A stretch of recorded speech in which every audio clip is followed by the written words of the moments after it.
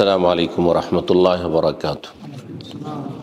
বিসমিল্লাহির রহমানির রহিম। আলহামদুলিল্লাহ ওয়াসসালাতু ওয়াসসালামু আলা রাসূলিল্লাহ ওয়া আলা আলিহি ওয়া সাহবিহি আজমাইন ওয়া বাদ।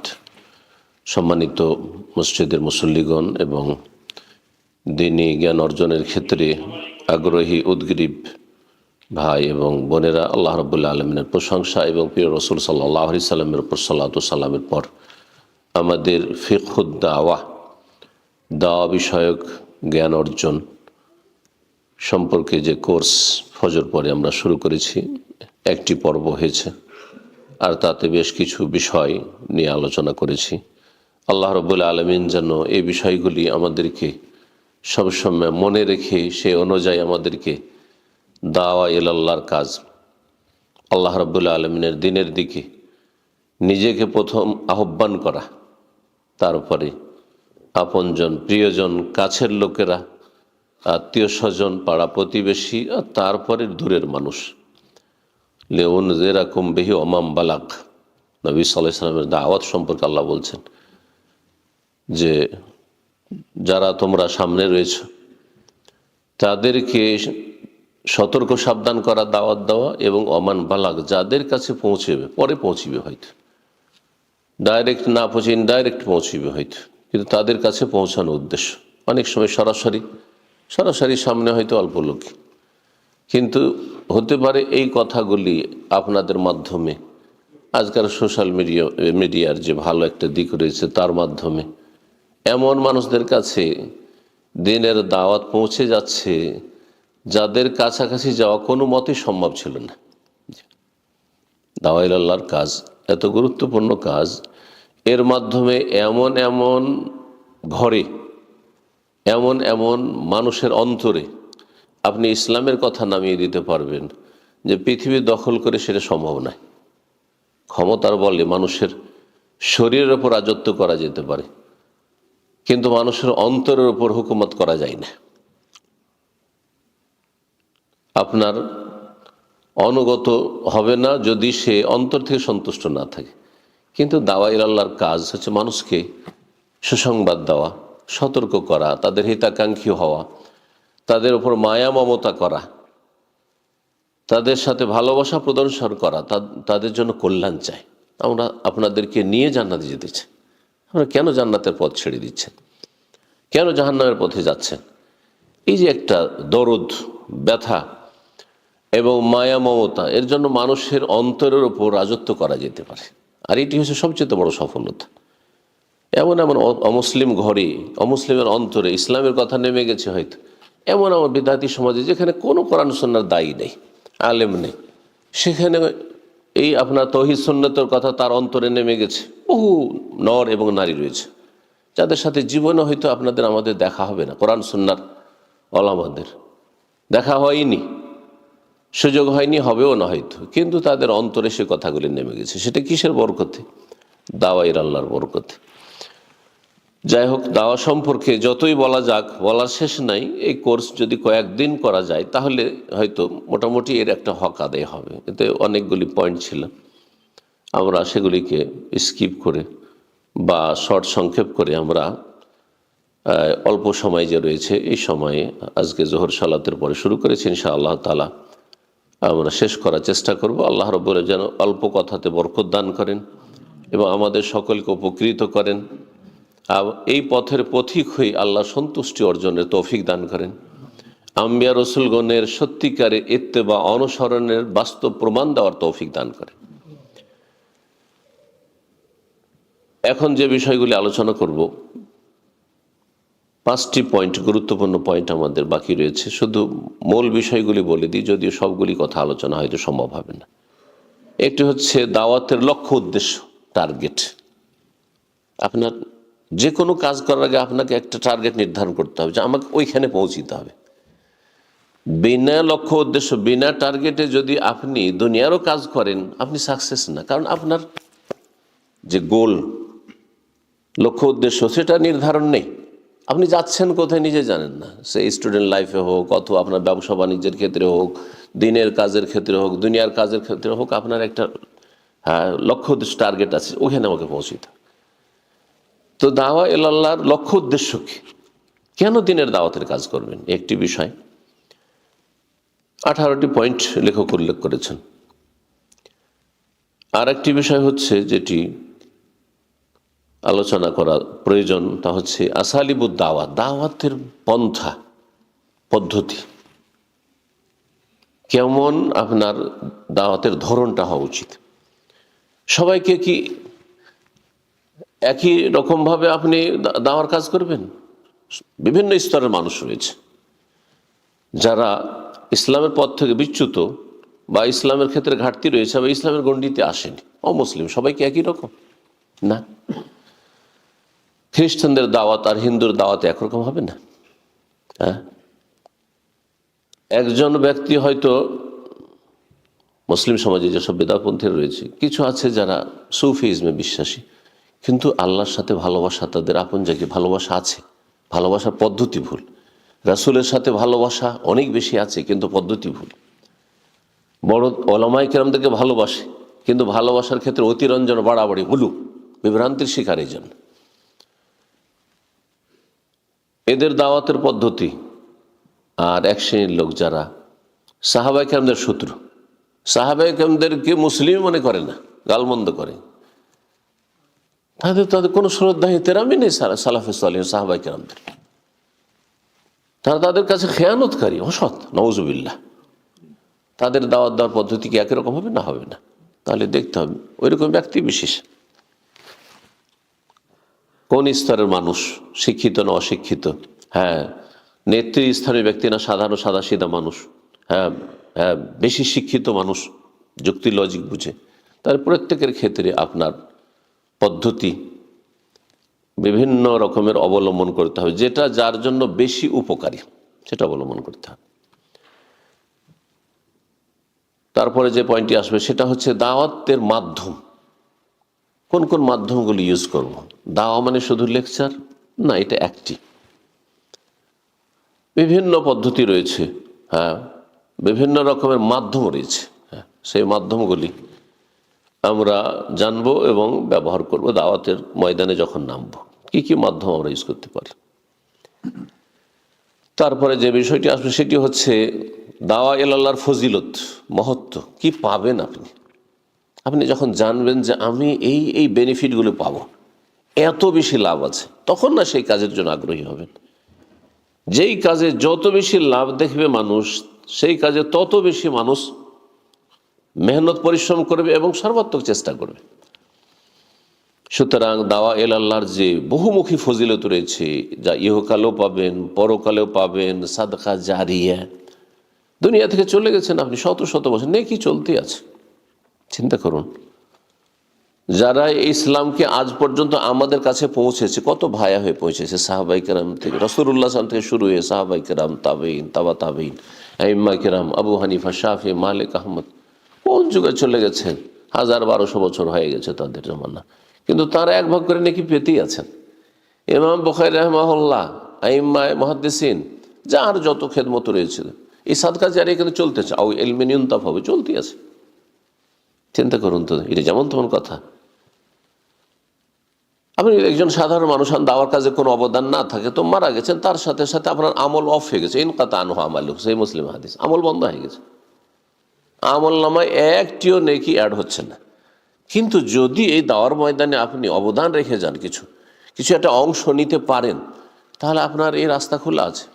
আও ইলমিন ইউনতাফা হবে, আপনার জ্ঞান থেকে, সেটা আলোচনার মাধ্যমে হোক, লিখনির মাধ্যমে হোক, আর মানুষের কাছে ব্যক্তি পর্যায়ে পৌঁছানোর মাধ্যমে হোক, আর ইজতেমাই সমষ্টিগতভাবে পৌঁছে থাকেন, আর সেটা সোশ্যাল মিডিয়ায় থাক আর নাই থাক, কিছু মানুষকে আপনি তৈরি করে দেখেন, সেই মানুষগুলো আবার অনেক মানুষ তৈরি করছে।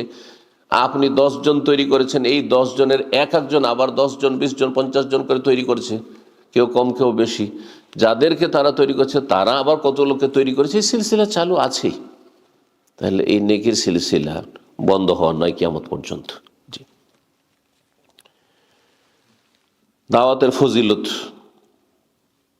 জানার একটি বিষয়। সর্বশেষ বিষয়টি সেটা হচ্ছে, আপনি যে দায়ী ইলাল্লাহ, দ্বীনের দিকে আপনি আহ্বান করে মানুষকে, আপনার কিছু বৈশিষ্ট্য, আপনার গুণ থাকতে হবে ভালো। আপনার মধ্যে যদি আতরের মতো সেন্ট না থাকে, তাহলে কি আকৃষ্ট হবে? কোনো জায়গায় যদি ময়লা আবর্জনা থাকে, গন্ধ পায়, তো মানুষ সেখান থেকে পালাবে। কিন্তু সেখানে আতরের সেন্ট পায় তো সবাই কাছিয়ে বসবে। তা আপনি দায়ী আল্লাহ, আপনার মধ্যে বেশ কিছু ভালো গুণ থাকতে হবে, সেন্টের মতো, আতরের মতো, যাতে আপনার কাছাকাছি আসে, আপনার থেকে মানুষ বেশি লাভবান হইতে পারে।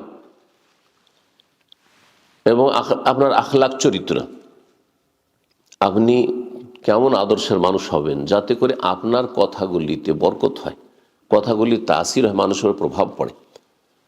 সবার কথা মানুষ কবুল করে না। আপনার দিকে সবাই তাকিয়ে আছে যে আপনি যে কথাগুলি বলছেন, আপনার আখলাক আচরণ কেমন, আপনার চলাফেরা কেমন, আপনার জীবনযাপন কেমন, সেটা কিন্তু খুব বেশি দেখছে। এই জন্য ওলামারা বলেছেন যে দাওয়া একটি হচ্ছে সশব্দে দাওয়াত, মানে আলোচনা করছেন অথবা লিখছেন, লিখার মাধ্যমে অথবা আলোচনার মাধ্যমে। আরেকটি হচ্ছে সাইলেন্ট দাওয়া, নীরব, কোনো আওয়াজ ছাড়া, শব্দ নেই, কিন্তু দাওয়া। কমপক্ষে এর জন্য কোনো এলেমও লাগে না, শুধু কি লাগে, ভালো আমল লাগে।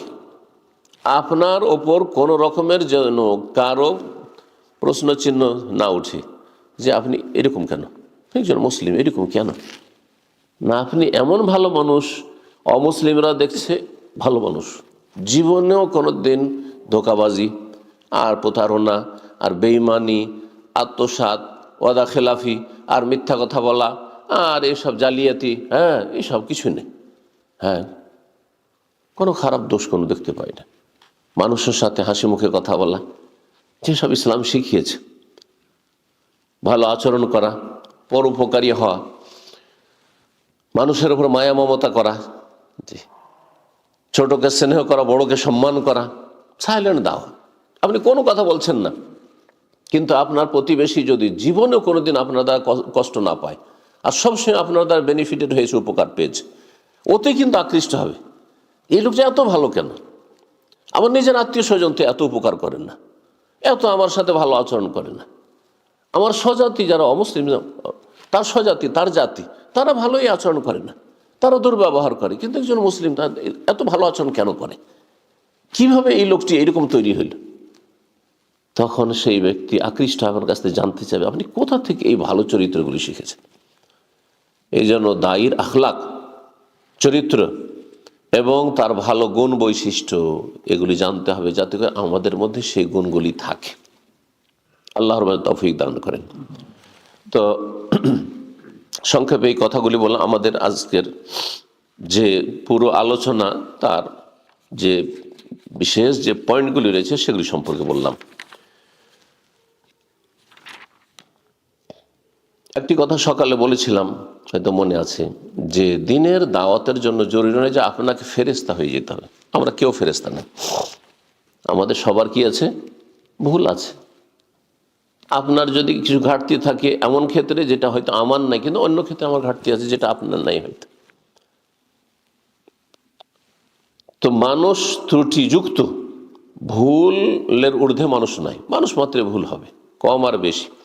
ভুল থাকলে আপনি কোনো কিছু আমল যদি না করতে পারেন, তাহলে কি দাওয়াত দেবেন? না, না দাওয়াত দেবেন।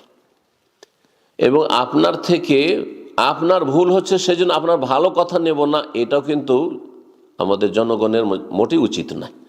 আপনার কথাটি ভালো কিনা, আল্লাহর কথা, রসুলের কথা কিনা, এটা দেখার বিষয়। আপনি কথার আমল করছেন সেটা আপনার ত্রুটি, কিন্তু আপনার কথাটি তো আল্লাহ এবং তার রসুলের, কেন নেব না? ভালো কথা তো সেটি। ওলামারা বলেছেন যে গোনাহ থেকে মুক্ত হওয়া, পাপ মুক্ত হওয়া, এটি একটি ফরজ কাজ। একজন মানুষকে, মুসলিমকে গোনাহ, পাপ থেকে মুক্ত হইতে হবে, যেন পাপের সাথে জড়িত না থাকে, এটা একটি ফরজ। আর একটি ফরজ হচ্ছে দাওয়ার কাজ করা ফরজ। আপনি কিছু পাপ থেকে মুক্ত হইতে পারছেন না, পাপের সাথে জড়িত, একটা ফরজ তরক করছেন, সেজন্য আর একটা ফরজ ছেড়ে দেবেন, যে দুইটা ফরজ ত্যাগকারী হবেন আপনি? আশা করি কথাটা বুঝতে পেরেছেন। একটি ফরজ আমার ঘাটতি আছে, মেলাগুলি আমল করতে পারছি না আমি, কিন্তু তাই বলে আমি দাওয়ার কাজটা আমি করবো না, আর এক ফরজ ছাড়বো দিয়ে গুনাহগার হবো না, ডবল গুনাহ করবো না।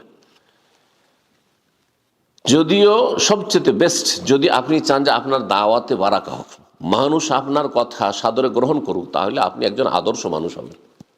আপনি নিজের জীবনের লাইফের ছিদ্রগুলি বন্ধ করবে, যাতে করে কোনো সুযোগ না পায় মানুষ আপনার ত্রুটি ধরার। এটা চেষ্টা করে যেতে হবে, কিন্তু চেষ্টা করে অনেক সময় মানুষ ব্যর্থ হয়, পারে না, অথবা করে না। এর দলিল হিসাবে বলা যেতে পারে আয়াতুল কুরসির ফজিলতের শিক্ষা। সহিহ বুখারীর হাদিস, আপনারা এই ঘটনা জানেন যে আবু হুরায়রা রাদিয়াল্লাহু তাআলা আনহুকে ওই সাদকায়ে ফিতরের খেজুর মসজিদে রাখা আছে, আর পাহারা দেওয়ার জন্য, সিকিউরিটির জন্য রেখেছেন রাসূলুল্লাহ সাল্লাল্লাহু আলাইহি ওয়াসাল্লাম। শয়তান মানুষের সুরত ধরে, চোরের সুরত ধরে আসছে, আর কি করছে, খেজুর চুরি করতে শুরু করছে। এক রাত ধরা খেলো, তারপর ধরা খেয়ে গেল, খুব কান্নাকাটি করলো, তাকে ছেড়ে দিল, মায়া লাগলো। দ্বিতীয় রাতে আবার ধরা খেলো। নবী সাল্লাল্লাহু আলাইহি ওয়াসাল্লাম প্রতিদিন ফজর জিজ্ঞাসা করছেন যে মা ফাআল আসিরুকাল বারিহা, তোমার এই বন্দি কোথায়, তোমার কয়েদি কোথায়? তো ইয়া রাসূলুল্লাহ, চোর ধরেছিলাম, কিন্তু সে খুব কান্নাকাটি করলো, অভাবী মানুষ, আর ছেলে মেয়ে না খেয়ে আছে, মায়া লেগে গেলো, ছেড়ে দিল। বলে রাসূলুল্লাহ সাল্লাল্লাহু আলাইহি ওয়াসাল্লাম বললেন যে তোমাকে সে যে আছেন না, সায়াউদ, আবার আসবে, ওই চোর আবার আগামী রাতে আসবে, পাহারা দিয়ে বসে আছে, আবার চলে এসছে, চুরি করছে, আবার ধরেছেন, আজকে ছাড়বো না। খুব কান্নাকাটি করলো। দ্বিতীয় দিনও মায়া হয়ে গেল, খুব যখন কান্নাকাটি করলো আর নিজের অভাবের কথা বলল, ছেড়ে দিলেন আবু হুরায়রা রাদিয়াল্লাহু তাআলা আনহু। ফজরে আবার রাসূলুল্লাহ বলছেন যে তোমার বন্দী কোথায়, কয়েদি? ইয়া রাসূলুল্লাহ, আজকে খুব মায়া লেগেছে, তার কান্নাকাটি দেখে ছেড়ে দিলাম, কিন্তু আবার আসবে। বলছেন আবার তো চুরি করতে আসবে চোর, তিনি তো রাতে এসছে। আবু হুরায়রা প্রস্তুত হয়ে আছেন, একে ছাড়াছাড়ি নেই আজকে, আজকে ছাড়বে। একদিন দুই দিন ছাড়ে মানুষ, এইভাবে চোরকে ডেলি ছাড়ে, আজকে ছাড়বো না। ধরেছেন আর ছাড়বো না, তোকে নিয়ে যাবো নবী সাল্লাল্লাহু আলাইহি ওয়াসাল্লামের কাছে, হাজির করবো, চোর হাত কাটা হবে। তো মানুষের রূপ ধারণ করেছে। তখন সে দেখছে যে উপায় নেই, আজকে কান্নাকাটি করে লাভ নেই। তখন বলছে আবু হুরায়রা, তোমাকে একটা ভালো কিছু শিখিয়ে দিচ্ছি। এই যে শিক্ষার কত গুরুত্ব, একটা ভালো কিছু শিখিয়ে দিচ্ছি, তুমি আমাকে এর বিনিময়ে আজকে কি করো, ছেড়ে দাও। এইটাই আমার মুক্তিপণ হিসাবে কবুল করে এবং আমাকে ছেড়ে দাও। আয়াতুল কুরসির ফজিলত, যদি আয়াতুল কুরসি পড়ে ঘুমিয়ে যাও, এই যে আওয়াই তাইলা ফেরাশে, যখন বিছানায় আসবে, ফাকরা আয়াতুল কুরসি, আয়াতুল কুরসি পাঠ করে নেবে। লাম ইয়াজাল আলাইকা মিনাল্লাহি হাফেজুন, আল্লাহর পক্ষ থেকে একজন হেফাজতকারী, সিকিউরিটি তোমার জন্য পাড়াই থাকবে, বডিগার্ড থাকবে। ওয়ালা ইয়াকরুবুকা শাইতান, শয়তান তোমার কাছেও আসতে, সারা রাত আসতে পারবে না, হাত্তা তুসবিহা, ভোর হওয়া পর্যন্ত। শিক্ষা দিল কে? ইবলিস, শয়তান। ইবলিস শয়তানের মধ্যে কোনো কল্যাণ আছে? অভিশপ্ত। সে শিক্ষা দিচ্ছে। শুধু এতটুকু থাকলে ওটাকে হাদিস হিসেবে আমরা আমল করতাম না, কোনোদিন আমল করতাম না, কারণ শয়তানের শিক্ষা, তাই না? কিন্তু ফজরে যখন নবী সাল্লাল্লাহু আলাইহি ওয়াসাল্লাম জিজ্ঞেস, ইয়া রাসূলুল্লাহ, ওকে তো আজকে ছাড়তাম না, কিন্তু একটা ভালো কিছু শিখিয়ে দিয়েছে। কি শিখিয়েছে? আয়াতুল কুরসির ফজিলত শিখিয়েছে। আয়াতুল কুরসি তাহলে তার আগে নাযিল হয়েছে, কিন্তু এই ফজিলতটি আবু হুরায়রা জানা ছিল না। ইবলিস শয়তান জানে। ইবলিস শয়তান কোনো মূর্খ না, হ্যাঁ, খুব উচ্চ শিক্ষিত। হ্যাঁ, না হইলে কি আর এই জিন শয়তান জাতির নেতৃত্ব দিতে পারে? তো রাসূলুল্লাহ সাল্লাল্লাহু আলাইহি ওয়াসাল্লাম বললেন, সাদাকাকা ওয়া হুয়া কাযুবুন, তোমাকে যে ফজিলত বয়ান করেছে তাতে সে সত্যবাদী, কথা ঠিক বলেছে, ফজিলত ঠিক, কিন্তু সে হচ্ছে মহামিথ্যুক, কাযুব, চরম মিথ্যাবাদী। হাল তারিফু, তুমি জানো সেটা কে, চোরটা কে? বলছে জানি না তো, অচেনা অপরিচিত চোর, বাইরের চোর, চিনি না। বলছে না, যাকা শয়তানুন, ও হচ্ছে শয়তান। শয়তান, তাহলে শয়তানের কাছ থেকেও এলেম নেওয়া হয়েছে। এলেমটা ভালো, কিন্তু লোকটি হচ্ছে লোক না, সে হচ্ছে ইবলিস, শয়তান। অনুমোদন যেহেতু নবী সাল্লাল্লাহু আলাইহি ওয়াসাল্লাম দিলেন, এই হাদিসটি তাকরীর বলা হয়। হাদিস তিন প্রকারের: কওলি, বাচনিক হাদিস; ফেলি, নবী সাল্লাল্লাহু আলাইহি ওয়াসাল্লাম আমলগত হাদিস; আর তাকরীর মানে নবী সাল্লাল্লাহু আলাইহি ওয়াসাল্লাম যেটাকে কি করেছেন, সাপোর্ট করেছেন। একটা কথা কেউ বর্ণনা করেছে, হ্যাঁ, যেমন আজানের স্বপ্ন বর্ণনা করলে সাহাবীরা, অথবা একটি কাজ কেউ করে ফেললো কোনো সাহাবী, একটি দোয়া পড়ে ফেললো, যেমন রব্বানা লাকাল হামদু হামদান কাসীরান তাইয়্যিবান মুবারাকান ফি, এটি তাকরীর হাদিস। এক সাহাবী পড়েছেন, মানিল মুতাকাল্লিম, আর কে এই দোয়াটি বললো? ভয়ে কেউ কথা বলছে না। তারপরে ভয়ে ভয়ে একজন বলছে, আমি দেখছি 30-এর বেশি ফেরেশতাকে দৌড় দিচ্ছেন নেকিটা নিয়ে যাওয়ার জন্য আল্লাহর কাছে। হাদিস হয়ে গেল এটি। ঠিক ওই রকমই ইবলিসের এই ফজিলত বয়ানটি নবী সাল্লাল্লাহু আলাইহি ওয়াসাল্লাম যখন সাপোর্ট করলেন, তখন সেটি কি হয়ে গেল? হাদিসের রসুলে পরিণত হলো। এক কথায় অসৎ লোকের কাছ থেকেও ইসলাম শেখা যাবে, হ্যাঁ, দিনের জ্ঞান নেওয়া যাবে, যদি নিশ্চিত হয় যে কথাটি ঠিক। আবার এটাকে ভুল ক্ষেত্রে অনেকে ব্যবহার করছে। বেদাতি হুজুর থেকেও এলেম নেওয়া যাবে, হ্যাঁ, জঙ্গিদের থেকে, জঙ্গি বক্তাদের কাছ থেকে এলেম, না না না না। আপনি যেহেতু পার্থক্য করতে পারছেন না যে কোনটা ঠিক কোনটা ভুল বলছে, হ্যাঁ, মধুতে দুধে যে বিষ মিশিয়ে দিচ্ছে ওইটা বুঝতে পারছেন, এই জন্য আপনার জন্য জায়েজ নাই। বোঝা গেছে না? কিন্তু যেখানে আপনি পার্থক্য করতে পারবেন সেখানে নিতে পারবেন। যেমন আমার সামনে যদি একটা বেদাতি ওয়াজ দেন, বেদাতি কিতাব দেন, হ্যাঁ, মকসুদুল মুমিন, আমি বলে দেবো যে এটা ঠিক ওইটা ভুল, ঠিক না, ইনশাআল্লাহ। তো যখন বলতে পারবো তাহলে এই বইগুলি আমি পড়তে পারবো, কিন্তু সাধারণ মানুষের জন্য পড়া যায়জ না। যে ব্যক্তি হক বাতিলে তমিজ করতে পারছেন না, পার্থক্য তার জন্য পড়া যায়জ না। এখানে যেহেতু নবী সাল্লাল্লাহু আলাইহি ওয়াসাল্লাম তমিজ করে দিলেন যে শয়তান মহামিথ্যুক, কিন্তু এর কথাটি হচ্ছে সত্য, তাহলে কি হয়ে গেল? স্পষ্ট হয়ে গেল। এই জন্য এই হাদিস থেকে বিভ্রান্ত হবেন না। কিছু কিছু বক্তারা মানুষকে গুমরাহ করেছে, সবার কাছ থেকে এলেম নেওয়া যায়, কারণ নেওয়া যাবে না। হ্যাঁ, সবার কাছ থেকে নেওয়া যাবে, বেদাতি হুজুর থেকে এলেম নেওয়া যায় না, না মোটেই না। অমুক থেকে নেওয়া যাবে, শিরক বেদাতের শিক্ষা দিচ্ছে আর গুমরাহ করছে মানুষকে, মানুষকে জঙ্গি বানিয়ে দিচ্ছে, তার কাছ থেকে না না না এলেম নেওয়া যাবে না। কারণ আপনি বুঝছেন না যে তার কোনটা ঠিক কোনটা ভুল। যখন বোঝার যোগ্যতা হবে তখন নিতে পারবেন। অথবা কোরআন সুন্নাহ আলেমের কাছে, সেটা যেমন নবী সাল্লাল্লাহু আলাইহি ওয়াসাল্লামের কাছে গিয়ে ইবলিসের কথাটির কি হয়ে গেল? অনুমোদন, সাপোর্ট হয়ে গেল নবী থেকে, তখন নেওয়া গেল। ঠিকই তেমনি এসে ভালো কোনো সালাফি আলেমকে জিজ্ঞেস করেন যে এই কথাটি অমুক বেদাতি বক্তা বলেছে বা জঙ্গি বক্তা বলেছে, কথাটি কি ঠিক? যদি বলেন যে ঠিক, তখন নিতে পারবেন আপনি। তার আগে আপনি খেয়াল খুশি বেদাতি বই পড়বেন আর আপনি বাইবেল পড়বেন, অতি অতি কিছু ভালো কথা, সেটাও তো আসমানি কিতাব ছিল না, মোটেই জায়েজ নয় সাধারণ মানুষের জন্য বাইবেল পড়া, মোটেই বেদ পড়া জায়েজ নয় সাধারণ মানুষের জন্য। যেখানে উমর রাদিয়াল্লাহু তাআলার উপর রাগান্বিত হচ্ছে নবী করিম সাল্লাল্লাহু আলাইহি ওয়াসাল্লাম, যেমন তেমন কথা নয় বিষয়টি। আল্লাহ বুঝার তৌফিক দান করুন। যাই হোক, কথা না বাড়িয়ে বলছিলাম, প্রথম পয়েন্টটি ছিল দাওয়ার লক্ষ্য উদ্দেশ্য। দাওয়ার অনেকগুলি লক্ষ্য উদ্দেশ্য রয়েছে, তার মধ্যে দু চারটি আমরা আপনাদের সামনে আলোচনা করি। এক নম্বর লক্ষ্য উদ্দেশ্য হচ্ছে যে আমাদেরকে কি জন্য আল্লাহ সৃষ্টি করেছেন। কেউ জিজ্ঞাসা করে, এটা কিন্তু কমন প্রশ্ন একজন মুসলিমের জন্য, আল্লাহ কেন আমাদেরকে সৃষ্টি করেছেন, কি জন্য? তার ইবাদত, ওমা খালাকতুল জিন্না ওয়াল ইনসা ইল্লা লিয়াবুদুন, সূরা যার, ইবাদতের জন্য সৃষ্টি করেছেন। এটা হচ্ছে মূল লক্ষ্য উদ্দেশ্য মানব জাতির সৃষ্টি করার। তাহলে এর বাস্তবায়ন হবে কিসের মাধ্যমে? এই দাওয়ার মাধ্যমে। আপনি একা ইবাদত করলে তো কাজ হবে না, মানব জাতি সবাইকে সৃষ্টি করা হয়েছে ইবাদতের জন্য। দাওয়ার কাজ করবেন তাহলে সবাই জানবে যে আমাদেরকে কি জন্য সৃষ্টি করা হয়েছে। আজকাল অধিকাংশ মুসলিমই জানে না যে কি জন্য তাকে পয়দা করা হয়েছে। ও ভাবছে আমি পয়দা হয়েছি কিসের জন্য, খাবো দাবো আমোদ ফুর্তি করব আর তারপরে দুনিয়ার মস্তি করবো আর তারপরে চলে যাব। এটা জীবন তো পশুর জীবন হল। এই জন্য তো আমাকে আপনাকে পয়দা করে খাওয়ার জন্য, ভোগবিলাসের জন্য আর নারী ভোগের জন্য, এসবের জন্য পয়দা করা হয়নি। আপনাকে পয়দা করা হয়েছে মহৎ উদ্দেশ্যে, লিয়াবুদুন, তার ইবাদতের জন্য, তৌহিদ ভিত্তিক ইবাদতের জন্য। এটা দাওয়ার মাধ্যমে, দাওয়ার লক্ষ্য উদ্দেশ্য হচ্ছে মানুষকে ইবাদতমুখী করা আল্লাহর। দ্বিতীয় উদ্দেশ্য হচ্ছে যে মানুষ, অধিকাংশ মানুষ মানুষের গোলামি করছে, মানুষের গোলামি করছে, মানুষের তৈরি করা আইনের গোলামি করছে। আচ্ছা, যতগুলি ইজ মতবাদ সবগুলি মানুষের গোলামি, মানুষের গোলামি। তারপরে যতগুলি শিরক বিদআত, এগুলো মানুষের গোলামি। শিরক বিদআত কি আল্লাহর? এগুলো মানুষের তৈরি করা, তাই মানুষের গোলামি। মানুষের গোলামি থেকে মুক্ত করে মানুষের রবের গোলামের দিকে নিয়ে যাওয়া। ইখরাজুন নাস মিন ইবাদাতিল ইবাদ ইলা ইবাদাতি রব্বিল ইবাদ, ইলা মিন ইবাদাতিন নাস ইলা ইবাদাতি রব্বিন নাস। কুল আউযু বিরাব্বিন নাস, রব্বুন নাসের যিনি মানব জাতির রব, তার ইবাদত থেকে বের করে নিয়ে যেতে হবে। মানুষের গোলামি থেকে মুক্ত হইতে হবে, আল্লাহর গোলামি কায়েম করতে হবে।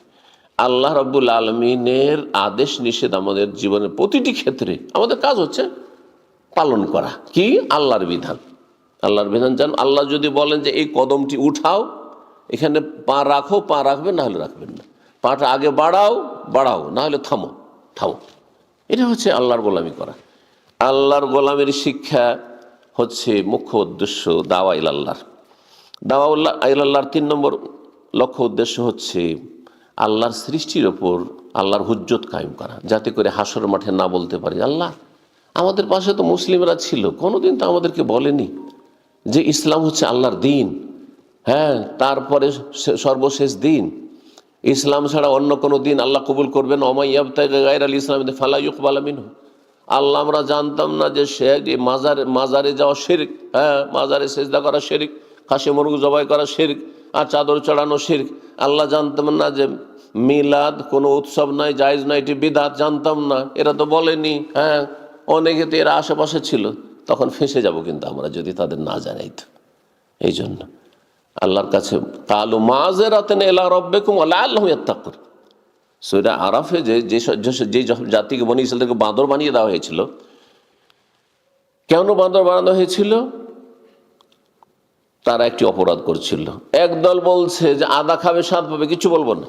আর বলছে না, আমরা অন্যায় কাজে বাধা দেব, মানুষকে উপদেশ দেব ভালো কাজের, নিষেধ করবই এসব ভুল কাজ থেকে। কি জন্য? মাযরাতান ইলা রাব্বিকুম, আল্লাহর কাছে ওজর পেশ করতে হবে। আল্লাহ আমরা বলেছি, কিন্তু জানিয়েছি, কিন্তু কোনো সুযোগ নাই তাদের। ওয়া লাআল্লাহুম ইয়াত্তাকুন, দ্বিতীয় উদ্দেশ্য হচ্ছে যে বলতে বলতে একদিন হয়তো ভালো হয়ে যাবে, সংশোধন হয়ে যাবে। অনেকে হয়তো আপনার আশেপাশে বেনামাজি, একদিন 2 দিন 4 দিন বলে হয়তো হেদায়েত হলো না, কিন্তু একসময় হেদায়েত হয়ে গেল। অনেকে 10 বছর 20 বছর, অনেক ভাইদের সাথে দেখা হয় এখন, সৌদি আরবে থেকেছে তারা, বরং দাম্মামে আমার কাছাকাছি থেকেছে, কোনোদিন ইসলাম সেন্টারে এত বিদ্বেষ ছিল, আসেনি, দেশে যাওয়ার পরে হেদায়েত হয়ে গেছে। কেউ কেউ এমন আছে 10 বছর 20 বছর পর, আবু সুফিয়ান সারা জীবন ইসলামের শত্রুতা করে করে করে শেষখানে মক্কা বিজয়ের বছর ইসলাম গ্রহণ করছে, রাদিয়াল্লাহু তাআলা আনহু। তো এমন লোক শুধু সেই যুগেই ছিল এমন তো কথা নাই, আজকেও আছে ওই রকম। কেউ তাড়াতাড়ি হেদায়েত হবে, কেউ বিলম্বে হবে, কেউ হবে না, কিন্তু তার উপর আল্লাহর হুজ্জত কায়েম হয়ে যাবে। এটি হচ্ছে দাওয়ার লক্ষ্য উদ্দেশ্য। দাওয়ার লক্ষ্য উদ্দেশ্য হচ্ছে অনেক মানুষ মুসলিম, কিন্তু দিনের আহকাম, মাসাইল, ফারায়েজ, ওয়াজিবাত জানে না, হুকুম আহকাম জানে না, হালাল হারাম জানে না, অনেক নাজায়েজ কাজ করছে। কি জন্য জানে না যেটি নাজায়েজ কাজ? তাহলে তাদেরকে দিনের জ্ঞান দেবেন, যাতে করে তারা ঠিকভাবে এলম হাসিল করে এলম শিখার ফরজ আদায় করতে পারে আর যথাযথ ভালো আমল করতে পারে। দাওয়া ইলাল্লাহর উদ্দেশ্য হচ্ছে মানব জাতিকে ধ্বংস থেকে বাঁচানো। কারণ যদি দাওয়ার কাজ না হয়, সবাই নির্ভয়, ধীরে ধীরে ভালোদের সংখ্যা কমে আসবে। ভালোরা ভালো ছিল, মারা গেলে তো সব খারাপ, বাকি তার যেমন যারা ছেলে মেয়ে নিচ্ছে না, আমরা তো দেখছেন যে যারা ছেলে মেয়ে নিচ্ছে না, সেই দেশে জনসংখ্যা কমে আসছে। কিন্তু হয়তো 50 বছর এইরকম যদি অবস্থা তাদের থেকে যায় যে শুধু ব্যাস একসাথে থাকো, আর ছেলে মেয়ে নেবো না, এসব ঝামেলা নেব না, 50 বছর পরে দেখা যাবে যে দেশে কোনো লোক খুঁজে পাওয়া যাচ্ছে না, বুড়োগুলো শুধু ছিল, সব মরে শেষ হয়ে গেছে। ধ্বংস হবে না? হবে না। তারপর আল্লাহর আসমানি গজব, জমিনি গজব, আসমানি যেসব গজব আছে ওগুলো তো আছেই মানুষের পাপের কারণে। তাহলে আল্লাহর গজব থেকে আল্লাহর জমিনকে এবং আল্লাহর জমিনের যত সৃষ্টি সেগুলিকে রক্ষা করতে হলে কি করতে হবে? দাওয়ার কাজ করে যেতে হবে। দাওয়ার কাজের লক্ষ্য উদ্দেশ্য হচ্ছে মুসলিমদের সংখ্যা বাড়ানো। হ্যাঁ, ভালো মানুষের সংখ্যা বাড়াইতে হবে। পাপীরা, খারাপরা তাদের সংখ্যা বাড়াচ্ছে, যারা দুনিয়ার বিভিন্ন দল পার্টি করছে তারা নিজের সংখ্যা বাড়াচ্ছে, নিজে মেজরিটি হওয়ার চেষ্টা করছে, তাই না? তো আমরা চেষ্টা করবো না আমরা হকপন্থী আহলে হক? আমাদেরকে আগে চেষ্টা করতে হবে। সৎ লোকের সংখ্যা বাড়াইতে হবে, মুসলিমদের সংখ্যা বাড়াইতে হবে, নবীর উম্মত বাড়াইতে হবে। যত বেশি দাওয়ার কাজ তত বেশি নবীর উম্মত বাড়বে, তত আল্লাহর বান্দা বাড়বে, তত ভালো মানুষ বাড়বে আল্লাহর জমিনে। যত ভালো মানুষ হবে তত আরামে থাকতে পারবেন আপনি, অনিষ্ট হতে রক্ষা পাবেন। কারণ খারাপরাই আমাদের পানি জাহাজকে ছিদ্র করছে, খারাপ লোকেরা। নবী সাল্লাল্লাহু আলাইহি ওয়াসাল্লাম এটা তুলনা করেছেন না মানব সমাজকে একটা কিসের সাথে? পানি জাহাজের সাথে। পানি জাহাজে কিছু লোক ফুটো করছে, আর আমরা দোতলায় বসে আছি, মানে আমরা পরেশগার লোকেরা, মুসল্লি, দিনদার, ধার্মিক, আমরা দোতলায় বসে ভাবছি যে আমাদের কাছে পানি আসবে না, আসবে না, নিচে তলা ডুবে যাবো, আমরাও ডুবে শেষ হয়ে যাবো, হালাকু জামিয়া। তো এই জন্য আমাদেরকে দাওয়ার কাজ করে যেতে হবে। জি, ভালো মানুষের সংখ্যা বাড়াইতে হবে। দাওয়ার উদ্দেশ্য হচ্ছে অমুসলিমদের কাছে বা যারা বেদিন হয়ে রয়েছে তাদের কাছে ইসলামের অনেক সৌন্দর্য রয়েছে, এই সৌন্দর্যগুলি তুলে ধরা। আমি একজন অমুসলিমের কাছে এই তাহারাতের পবিত্রতার বিষয়টি তুলে ধরেন যে ইসলাম কিভাবে শরীরে যেই অঙ্গগুলি সবচেয়ে বেশি কাজ করে, সবচেয়ে বেশি কাজ করে এই দুটো হাত, তাই না, দুটো পা, হ্যাঁ, আর এই মুখমণ্ডল, ঠিক কিনা? উজুতে গেলে ধৌত করছেন না করছেন না? ধৌত করছেন, 5 বার করে ধৌত করছেন। তাহলে আমি দিনের দিকটা বাদ দিলাম যে উজু একটি এবাদত, এবং এই এবাদত ঠিক না হলে আপনার সলাতের এবাদত হবে না, সেটা তো আমরা মুসলিমরা জানবো। একজন অমুসলিমকে দেখুন, যেই শরীরের অঙ্গগুলি দিয়ে আপনি কি হতে পারেন, এফেক্টেড হইতে পারেন, আপনি অসুস্থ হতে পারেন, আপনাকে রোগের জীবাণুগুলি আক্রমণ করতে পারেন, হ্যাঁ, সেই যে অঙ্গগুলিকে 5 বার করে ধৌত করা হচ্ছে। এই জন্য একজন ধার্মিক মুসলিম সবসময় পরিষ্কার পরিচ্ছন্ন, পরিষ্কার পরিচ্ছন্ন। এই সৌন্দর্যগুলি তুলে ধরা। তারপরে সিয়াম, রোজা, তার যে স্বাস্থ্যগত উপকারিতা রয়েছে, পার্থিব উপকারিতা রয়েছে, সেগুলি অমুসলিমের কাছে ইসলামের সৌন্দর্য, সেগুলি তুলে ধরা। ইসলামের ক্যারেক্টার্স, আখলাক, চরিত্র, এগুলি তুলে ধরা। ইসলামে একটা পরনারী দেখলে, পুরুষ তুমি নিচে মাথা নামিয়ে নাও, চোখ নিচে নামিয়ে নাও। মহিলাকে বলা হচ্ছে সামনে পুরুষরা আসছে, এই কথাগুলি যদি আপনার মেয়েদের দিকে তাকাবো না, আপনার স্ত্রীর তাকাবো না, যখন দেখবে যে আমার স্বজাতি, হ্যাঁ, যাদেরকে আপনজন মনে করছি, তারা আমাদের নারীদের সাথে দুর্ব্যবহার করছে, হ্যাঁ, কুদৃষ্টি ফেলছে। কিন্তু একজন মুসলিম যখনই আমাদের মেয়েদেরকে দেখছে, আমাদের মা বোনকে দেখছে, তখনই দৃষ্টি নত করছে। ইসলামের সৌন্দর্য। প্রত্যেকটি ইবাদত বন্দেগী, প্রত্যেকটি ইসলামের হুকুম হাকামে ইসলামের কি রয়েছে, সৌন্দর্য ফুটে উঠেছে, সৌন্দর্য ফুটে উঠেছে। এটা হচ্ছে লক্ষ্য উদ্দেশ্য দাওয়া এলাল্লাহর। দাওয়া এলাল্লাহর লক্ষ্য উদ্দেশ্য হচ্ছে আত্মার পরিশুদ্ধি, আত্মার পরিশুদ্ধি। কারণ আত্মা কুলুষিত হয়, যত মানুষ পাপ করে তত বেশি আত্মা খারাপ হয়ে যায়। শরীরের রোগ আছে, আপনি যখন রোগের কারণগুলিতে বেঁচে না থাকবেন, তখন রোগে আক্রান্ত হবেন না? শরীর রোগী হয় আর আত্মা রোগী হয় না? অবশ্যই রোগী হয়। শরীরের খাবার লাগে আর আত্মার খাবার লাগে না, আহার লাগে না? অবশ্যই লাগে। তাহলে আত্মার খাবার আহার জানতে হবে, আত্মার রোগ সম্পর্কে সতর্ক সাবধান হইতে হবে। কারণ আত্মা যদি রোগ হয়ে যায়, কাদ আফলাহা মান যাক্কাহা ওয়া কাদ খাবা মান দাসসাহা। যে ব্যক্তি আত্মার পরিশুদ্ধি করলো, রূহকে পাক পবিত্র রাখলো, সেই ব্যক্তি হচ্ছে সফল, সাকসেস। ওয়াকাদ খাবার, সেই ব্যক্তি ক্ষতিগ্রস্ত, ব্যর্থ, তার লাইফটা নষ্ট, বেকার জীবন, অসার জীবন, অশান্তির জীবন, দুনিয়া আখেরাত অশান্তি আর অশান্তি।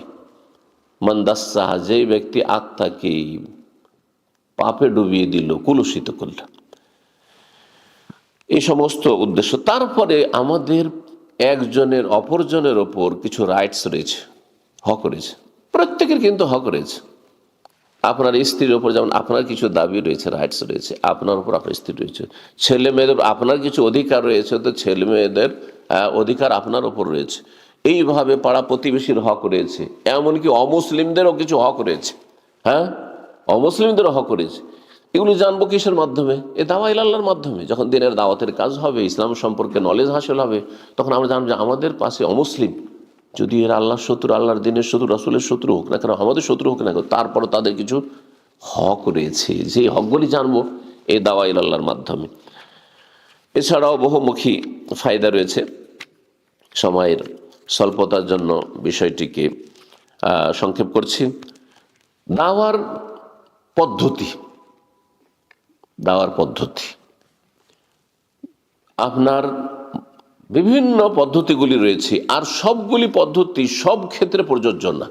কোন পদ্ধতিটি, কোন পন্থাটি অবলম্বন করা, কোন তরিকাটি অবলম্বন করা কার ক্ষেত্রে, কোন শ্রেণীর মানুষের ক্ষেত্রে, কোন জাতির ক্ষেত্রে প্রযোজ্য হবে, এটা আপনাকে বুঝতে হবে। দাওয়া ইলাল্লাহর কাজ করার ক্ষেত্রে আপনাকে প্রথম দেখতে হবে, রোগ চিহ্নিত করতে হবে। আপনার ছেলে সাবালক হয়েছে, তারপর ছেলেটি খারাপ হয়ে যাচ্ছে, কেন খারাপ হয়ে যাচ্ছে? রোগ নির্ণয় করতে হবে। একজন রোগী যখন ডাক্তার কাছে আসে, তখন রোগ নির্ণয় আছে, সমস্যাটা কি, শরীর কোন রোগ আছে নির্ণয় করে। তাহলে আপনাকে তাহলে রোগ নির্ণয় করতে হবে, রোগটা কি, রোগের কারণটা কি, উদ্ঘাটন করতে হবে। আর তারপরে তখন তার জন্য চিকিৎসা, রোগ নির্ণয়ের পরে যখন রোগটা বুঝে নিয়েছেন, রোগ না বুঝে এলোপাথাড়ি যদি ওষুধ দেন, কাজ হবে না কিন্তু। হ্যাঁ, কিছুটা ভালো হইলেও দেখা যাবে যে বড় বড় রোগ তৈরি করে দেবে। কিন্তু রোগকে যখন চিহ্নিত করবেন আপনি, তারপরে যখন আপনি ওষুধ দেবেন, দেখবেন যারা স্পেশালিস্ট তারা অল্প ওষুধ দেয়, আর যারা এমনি জিপি তারা অনেকগুলি ওষুধ দেয়। কারণ 2-4-5টা দিয়ে দিই, একটাতে তো গলি, হ্যাঁ একটা ঢিল ছুড়লে তো একটা ফল পড়বে, এইরকম ব্যাপার না। তো দাওয়া আল্লাহর জন্য একটি উসলুব, সেটা হচ্ছে যে আপনাকে রোগ নির্ণয় করে, তার অল্প মেহনতে আপনি ছেলেটাকে বা এই লোকটিকে ভালো মানুষ বানিয়ে দিতে পারবেন। একজন বেদাতে লিপ্ত আছে, কিসের জন্য বেদাত করছে সে, সমস্যাটা কি তার মধ্যে? কোনো বেদাতি মোল্লা থেকে প্রভাবিত, নাকি তার মধ্যে গোঁড়ামি রয়েছে, হ্যাঁ কট্টরপন্থী, এই বিভিন্ন বিষয়গুলি জানার পরে তখন তার জন্য চিকিৎসা নির্ণয় করা। তারপর অনেকের সংশয় রয়েছে, বিভিন্ন সংশয়, বেদাত যারা করে তারা কিছু সংশয় রয়েছে যেগুলোকে তারা দলিল মনে করে। তারা বলে যে নবীর ভালোবাসা, নবীকে ভালোবাসেন না আপনি? হ্যাঁ ভালোবাসি, বলবো না? ভালোবাসেন তো গোটা বছর আপনি গাফেল থাকলেন, নবীকে স্মরণ করলেন, একটা দিনও স্মরণ করবেন না আপনি? আরে একটা 12 রবিউল আউয়ালে তো স্মরণ করেন। মনে করছি যে এটা হলো নবীর মহব্বতের বহিঃপ্রকাশ, নবীকে ভালোবাসি, সুতরাং একটা দিন কমপক্ষে স্মরণ করব। গোটা বছর নবীর জীবনী চর্চা করলাম না, কমপক্ষে রবিউল আউয়াল মাসটাতে তো সিরাতুন নবীর অনুষ্ঠান করি। এবার সিরাতুন নবীর বেদাত শুরু হয়েছে।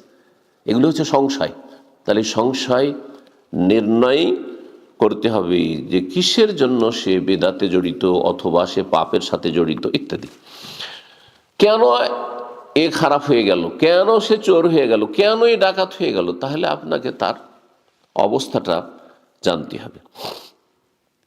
একটি পদ্ধতি হচ্ছে মানুষকে ইসলামের দিকে আকৃষ্ট করা, অর্থাৎ দাওয়ার, সেটা হচ্ছে তারগীব, উৎসাহিত করা। কারণ সাধারণ মানুষ যারা অল্প শিক্ষিত মানুষ, অল্প কথাতে কিন্তু আপনি একটু ওয়াজ করেন, আল্লাহর ভয় দেখান, হ্যাঁ তারপর কবরের জীবনের কথা আলোচনা করেন, পরকাল কথা বলেন, ওতেই কিন্তু অন্তরটা নরম হয়ে গেছে। আর সে চলেন মসজিদে যাব, তওবা করছি, তওবা করে নিলেন, উৎসাহিত করা। তারপরে আরেকটু তারহিব, কিছু আযাব শাস্তির কথা বললেন। যেমন নিয়ামতের কথা বলবেন, জান্নাতের নিয়ামত, কবরের জীবনে সুখ শান্তির কথা, তেমনই শাস্তির কথা বললেন। দুনিয়াতে আল্লাহর পকড়াওয়ার কথা বললেন। যেমন হারাম খেলে আপনার ছেলে মেয়ে ভালো থাকবে না, খারাপ হয়ে যাবে, আপনার পারিবারিক অশান্তি হবে। সুদের টাকা পয়সা কোনো ইয়ামহাকুল্লাহ রিবা, আল্লাহ নিশ্চিহ্ন করে দেন, এতে কোনো বরকত থাকে না। অনেক টাকা আসলো, সুদি টাকা, কিন্তু এই টাকার ফল রেজাল্ট কিছু নেই, কোনখান দিয়ে আসলো আর কোনখান দিয়ে গেল হদিসই পাচ্ছেন না। এই কথাগুলোর উদ্দেশ্য কি? উদ্দেশ্য হচ্ছে তার এই ভয় দেখানো যে সুদ খেয়ে টাকা পয়সা, কোটি কোটি টাকার মালিকে কোনো লাভ নেই। দেশের সম্পদ লুটপাট করলেন, শেষখানে আল্লাহর পাকড়াও আযাব এমন আসলো যে সুবহানাল্লাহ, এটা গরিব মানুষও বলছে আলহামদুলিল্লাহ আমরা ভালো আছি, ঠিক কিনা? এই কথাগুলো যদি আগেই যদি মানুষ চিন্তা করে, তাহলে এই রাস্তায় নামবে না, দুর্নীতির রাস্তায় নামবে না, বেঈমানি আত্মসাতের রাস্তায় নামবে না, এই পাপের রাস্তায় যাবেই না। জি, কিছু কিছু মানুষ আছে যাদের ক্ষেত্রে শুধু উৎসাহিত করা, জান্নাত জাহান্নাম ইত্যাদি এইসব কথা বলে হবে না, ফজিলত বয়ান করে হবে না, তাদের জন্য কিছু লজিক লাগবে, যুক্তি দিয়ে বুঝাইতে হবে, যে যেমন স্তরের মানুষ। এটা একটা পন্থা। দাওয়াতের ক্ষেত্রে একটি পন্থা হচ্ছে যে একসাথে সবগুলি না দেওয়া। সেই ক্ষেত্রে আল আহাম ফাল মুহিম, কোনটা ভেরি ইম্পর্টেন্ট, অত্যন্ত গুরুত্বপূর্ণ, আর কোনটা গুরুত্বপূর্ণ, কোনটা এত গুরুত্বপূর্ণ নয়। কোন কাজটি যদি না করে তো মুসলিমই থাকবে না। ইসলামে আসার জন্য বা থাকার জন্য যতটুকু জরুরি, তারপরে ফরজ ওয়াজিব, তারপরে সুন্নত মুস্তাহাব, তারপরে নফল কাজ। এখন একজন 5 ওয়াক্ত নামাজ পড়ে না, আর ওকে যদি মাসে 3টি রোজার ফজিলত বয়ান করেন, আর সোমবার বৃহস্পতি রোজার ফজিলত বয়ান করেন, তো এটা দাওয়ার কাজ হইল না, এটা জ্ঞানীর পরিচয় হলো না। বুঝতে পারছেন না? একজন লোকের নামাজই ঠিক নেই, আর ওর দাড়ির মাসলা, দাড়ির ফতুয়া নিয়ে আলোচনা শুরু করে, তার সাথে না, মোটেই না, এই বিষয়ে আলোচনা করবেন না। এটা বলে তাদাররুজ ফি দাওয়া, দাওয়ার ক্ষেত্রে ধীর গতিতে। আল্লাহ তো ইচ্ছা করলে তাওরাত ইনজিলের মতো একবারই 30 পারা কোরআন নবীকে দিয়ে দিতেন, পারতেন না দিতে? হ্যাঁ, দিতে পারতেন, কিন্তু 23 বছরে অল্প অল্প অল্প অল্প করে মাসাইল নাজিল হচ্ছে। চিন্তা করুন, 23 বছর মধ্যে 13 বছর মক্কায় হেজাবের হুকুম নাজিল হয়, পর্দার হুকুম নাজিল হয়নি। মদিনা আসার পরে 5 বছর পর্যন্ত হেজাব পর্দা নাজিল, 6 হিজরিতে। 6 হিজরিতে হেজাব যে চেহারা ঢাকা, এই তার আগে মহিলারা, মুসলিম মহিলারা, নবী সাল্লাল্লাহু বিবিগণ মাথা ঢেকে শালীনতার সাথে যেমন মহিলারা চলাফেরা করে, অমুসলিম সমাজে, হিন্দু সমাজে দেখেছে মাথা ঢাকে, কিন্তু শুধু চেহারাটা ঢাকে না, তারপরে তো তারা ঘুমটা টেনে থাকে, অনেক হিন্দুদের আগে দেখেছি আমরা। তো মক্কার মানুষরা যেমন অমুসলিমরা ছিল, শালীনতার সাথে যেমন চলাফেরা করে ওই রকমই সবাই চলাফেরা করতো, কিন্তু চেহারা ঢাকতো না। এই জন্য মা আয়েশা রাদিয়াল্লাহু তাআলা বলছেন যে সাফওয়ান বিন মুআত্তাল আমাকে হেজাবের বিধান নাযিলের আগে দেখেছিলেন, সেজন্য চিনে ফেলেছে। তাহলে বোঝা গেল তখনকার যুগে চেহারা খুলে চলাফেরা হইতো। হেজাবের বিধান নাযিল হচ্ছে একেবারে শেষ দিকে, 6 হিজরিতে। হজ একেবারে 9ম হিজরির শেষে অথবা 10ম হিজরিতে। রোজা, যাকাত 2য় হিজরিতে। এইভাবে ধীরে ধীরে মদ হারাম হচ্ছে মদিনায়, মক্কায় 13 বছর মদ খেতে আছে, মদ খাচ্ছে। অমুসলিম কাফেররা মদ খাচ্ছে মক্কার, আর মুসলিমের মদ খাচ্ছে, কারণ মদে ডুবি চলে জাতি। মদিনায় এসেও মদ খাচ্ছে। হ্যাঁ, তারপরে মদ একবারে হারাম করছেন না, 3 স্টেপে গিয়ে 3 জায়গায় আয়াত রয়েছে। সে মদের 3টি আয়াত যদি আপনি সামনে রাখেন তো এতে বুঝতে পারবেন যে দাওয়ার কাজ একসাথে লাগাম টেনে ধরলে হবে না। আরে ছেলেমেয়েরা এখানে বসবাস করে, এটা খারাপ পরিবেশে, আরে এমন লাগাম টেনে ধরছেন যে সামান্য ভুলও ছাড় দিচ্ছেন না, সামান্য ভুলে একবার ধরছেন, কি বিদ্রোহী হয়ে যাবে। বাপ মা থেকে সে স্বাধীন হয়ে মুক্তি লাভের চেষ্টা করবে, ছুড়ে ফেলে দেবে বাপ মাকে। না না না, মুসলিম করে রক্ষা করার চেষ্টা করেন, সব ঠিক করে নেব। আমারই তো সব ঠিক নেই, আপনারই তো সব ঠিক নেই। আপনি 40-50 বছর বয়সে নামাজ ধরেছেন, হ্যাঁ, আপনার কত পাপ ছিল আপনার জীবন, আর আপনি ছেলেকে চাইছেন যে আমি 10 বছর বয়সে একবারে ফেরেশতা বানিয়ে দেবো, হবে নাকি? তাহলে বোঝা যাচ্ছে যে তারা ধীরে ধীরে ধীরে ধীরে কোনটা বেশি গুরুত্বপূর্ণ, যেটা না হলে চলবেই না, কোনটা গুরুত্বপূর্ণ সেটা তারপরে কোনগুলি হচ্ছে যেগুলি মুস্তাহাব, সুন্নাত, তো এইভাবে করতে হবে।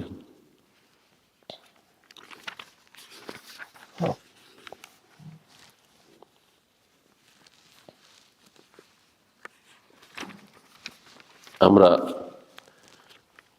কথা যেহেতু লম্বা হয়ে যাচ্ছে, আর বেশি লম্বা আর আলোচনা না করে দাওয়াতের মাধ্যম নিয়ে আলোচনা, একটি পয়েন্ট বলেছিলাম, ওয়াসাইলুদ দাওয়াত, দাওয়াতের মাধ্যম।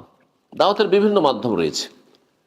দাওয়াতের মাধ্যমগুলি তৌকিফি না ইজতিহাদি, এটি মাসলা। তৌকিফি মানে নবী সাল্লাল্লাহু আলাইহি ওয়াসাল্লাম কোরআন এবং হাদিস থেকে যা প্রমাণিত, সাহাবায়ে কেরাম থেকে, তাতেই সীমিত রাখবেন দাওয়াতের মাধ্যমগুলিকে, নাকি এই ক্ষেত্রে কোরআন এবং হাদিসের আলোকে যদি তাতে কোনো বাধা নিষেধ না থাকে তাহলে সেই ক্ষেত্রে ইজতিহাদ করে সেগুলিকে তাতে ইনক্লুড করতে পারবেন, শামিল করতে পারবেন। যেমন আজকাল সোশ্যাল মিডিয়াকে ব্যবহার করা দাওয়ার কাজে মাধ্যম। একটু আগে বললাম যে সরাসরি যদি আমরা দাওয়ার কাজ করি, রেকর্ডিং না করি, অডিও ভিডিও কিছুই হইল না, আর সোশ্যাল মিডিয়া আপনি ছাড়লেন না, না ইউটিউবে না ফেসবুক কিছুতেই দিলেন না, তাহলে মাত্র কয়েকজন আমাদের ভালো কথাগুলি সীমিত থেকে গেল, ঠিক না? নবী সাল্লাল্লাহু আলাইহি ওয়াসাল্লাম আমলে রেকর্ডিং হয়নি, নবী সাল্লাল্লাহু আলাইহি ওয়াসাল্লাম আমলে এইসব ফেসবুক ছিল না, ইউটিউব ছিল না, সোশ্যাল মিডিয়া ছিল, সুতরাং ওগুলো আমরা ইউজ করব না। মাইক ছিল না, সুতরাং মাইক ইউজ করব না। তাহলে ওই কোনায় যারা বসে আছে আমার আওয়াজ শুনতে পাচ্ছে না, সামনে আছে তারপর শুনতে পাচ্ছে না, ঠিক না? এই জন্য যদি শরীয়তের আলোকে কোনো বাধা নিষেধ না থাকে, আপত্তি না থাকে, নাজায়েজের কোনো দিক নেই, তাহলে আপনি দাওয়াতের মাধ্যমের ক্ষেত্রে ইজতিহাদ করতে পারবেন, কোনো অসুবিধা নেই। কিন্তু সেটা কাফেরদের অনুকরণ না হয়, অসৎ লোকদের অনুকরণ না হয়, যেমন ড্রামা। কারণ একশন মডার্ন লোকেরা ইসলামের খেদমতের দোহাই দিয়ে তারা কি করে, বিভিন্ন ড্রামা, তারপরে কি বলা হয় এগুলোকে, আপনার ফিল্ম তৈরি করে, অ্যাক্টিং করে, আর তারপরে একজন পার্ট আদায় করছে আবু বকরের, তো আরেকজন ওমরের, আরেকজন অমুকের তমুকের, আর তারপর ইসলামের আমি খিদমত করছি এই ড্রামা দিয়ে। না, ওটাই নাই, জায়েজ না। কারণ এগুলো অসৎ লোকদের এগুলো তকলিদ, পাপিষ্টদের তকলিদ, কাফেরদের অনুকরণ না, এগুলো করবেন না, এগুলো করবেন, এইটি দাওয়ার মাধ্যম নয়। কিন্তু ইজতিহাদের সুযোগ রয়েছে দাওয়ার ক্ষেত্রে। দাওয়ার ক্ষেত্রে খুতবা, জুমার খুতবা একটি দাওয়াত, জুমার খুতবা হচ্ছে দাওয়াত। এমনি সাধারণ ভাষণ দেওয়া, কোনো দার্স, এলমের দার্স, যেমন এটি দার্স, লেকচার, বিভিন্ন সেমিনার, সিম্পোজিয়াম, এই বিভিন্ন রকমের কোর্সেস, এইসব হচ্ছে দাওয়ার মাধ্যম। দাওয়াত ব্যক্তি পর্যায়ে হতে পারে, সমষ্টিগত হতে পারে। ব্যক্তি পর্যায়ে কারোর সাথে আপনি একটু খাতির তৈরি করলেন, তাকে ডেকে যদি মসজিদে ডাকেন আসবে না হয়তো, হ্যাঁ, তাকে যদি বলেন চলেন আমাদের একটা লেকচার আছে আসেন, আসবে না।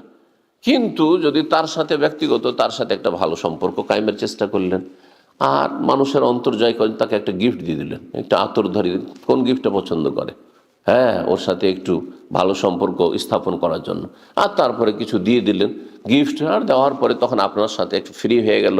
আর ফ্রি হয়ে তখন যে আড় মানুষের মধ্যে থাকে, অপরিচিত মানুষের সাথে কথা বলার ক্ষেত্রে, সে আড়টাকে আপনি ভেঙে ফেললেন। তারপরে ফ্রি হয়ে সেও আপনার সাথে কথা বলছে দিল খুলে, আপনিও তার সাথে দিল খুলে কথা বলার সুযোগ পাচ্ছেন।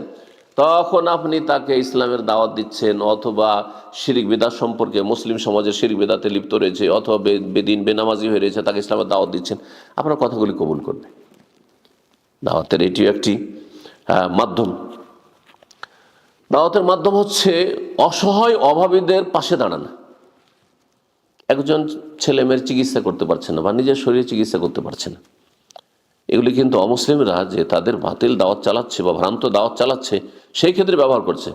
এনজিওর মাধ্যমে, তাদের আপনার শিক্ষার মাধ্যমে, আর তাদের আপনার বিভিন্ন যে বিষয়গুলি রয়েছে সেগুলি দিয়ে মানুষের উপকার করা, মানুষকে এই করা সেই করা, এগুলোর মাধ্যমে। তো আমরা এই পদগুলির ক্ষেত্রে অগ্রগামী নই, কিন্তু আমাদেরকে এর জন্য চেষ্টা করি, মানুষের যদি উপকার করেন, মানুষের পাশে দাঁড়ান, মানুষকে যদি সময় দেন, মানুষকে সৎ পরামর্শ দেন, মানুষকে যদি আর্থিক সহযোগিতা করেন, হ্যাঁ, মানুষের ছেলে মেয়েদের শিক্ষিত করার জন্য যদি আপনি তাকে সহযোগিতা করেন, তো দেখবেন যে নুন খায় সে গুণ গায়। বিশেষ করে যখন মানুষ নিজেকে দুর্বল অনুভব করে। এই জন্য আমি যারা শরীরের চিকিৎসক, ডাক্তার, তাদেরকে বলি যে আপনারা দাওয়ার কাজ আমাদের চাইতে অনেক সময় বেশি করতে পারবেন। কারণ আমাদের কাছে অনেকে আসে, কিন্তু সে হেদায়েতের মন মানসিকতা নিয়ে আসতে চায় না, হয়তো দিন থেকে অনেক দূরে সরে গেছে, যার ফলে হেদায়েত হবে এই মন মানসিকতা নেই। বলছি, সে মন দিয়ে শুনছে না। কিন্তু আপনার কাছে যখন আসছে, তখন তার প্রাণ নাশের ভয়, মরে যাওয়ার ভয় আছে, সে বাঁচতে চায়, সে তাড়াতাড়ি সুস্থ হতে চায়, সে শারীরিক দিক থেকে খুব কষ্টে আছে। এই যে কষ্ট হচ্ছে তার, বা তার ছেলেমেয়ের কষ্ট হচ্ছে, তার স্ত্রী কষ্ট হচ্ছে, ওই সময় আপনার কাছে এসছে, মনটা খুব তার নরম হয়ে আছে। ওই সময় যদি আপনি তাকে কিছু ওষুধ দেওয়ার সাথে, অথবা তাকে যে আপনি ভালো চিকিৎসা লিখে দিলেন, তার সাথে যদি বলেন যে আপনি নেশা করেন নাকি, মদ খান না, তাহলে আপনি ভালো হইতে পারবেন না, এক্ষুনি তোবা করেন। আপনি ধূমপান করেন, তাই না, মনে হচ্ছে ধূমপান করেন, স্মোকিং করেন, আপনার রোগ ভালো হবে না, হ্যাঁ, আপনি ভালো হবেন না, আপনি ক্যান্সারে আক্রান্ত হয়ে যাবেন, আপনি বা হয়েই গেছেন, আপনি সাথে সাথে তওবা করুন। কিন্তু আমরা যদি বলি ধূমপান হারাম, মদ হারাম, অম্বুল খাবায়েস, তবু হয়তো হেদায়েত হবে না। বুঝতে পেরেছেন না? তো এগুলি অবলম্বন করতে হবে, দেখতে এই সুযোগগুলি নেওয়ার চেষ্টা করতে হবে। অনেক সময় হয়তো যারা বড় মানুষ, বড় দায়ী, তারা হয়তো গ্রামে গঞ্জে, হ্যাঁ, একেবারে পল্লী গ্রামে যেতে পারেন না, সাধারণ মানুষের কাছে যেতে পারে না, বনে জঙ্গলে যেতে পারে না, কিন্তু তাদের সহযোগী কিছু দায়ী থাকতে হবে, যারা গ্রামে গঞ্জে, পল্লী গ্রামে একেবারে সাধারণ মানুষের কাছে যেতে পারবে, আর সেখানে গিয়ে মানুষের ঘরে ঘরে গিয়ে দাওয়াত দিবে।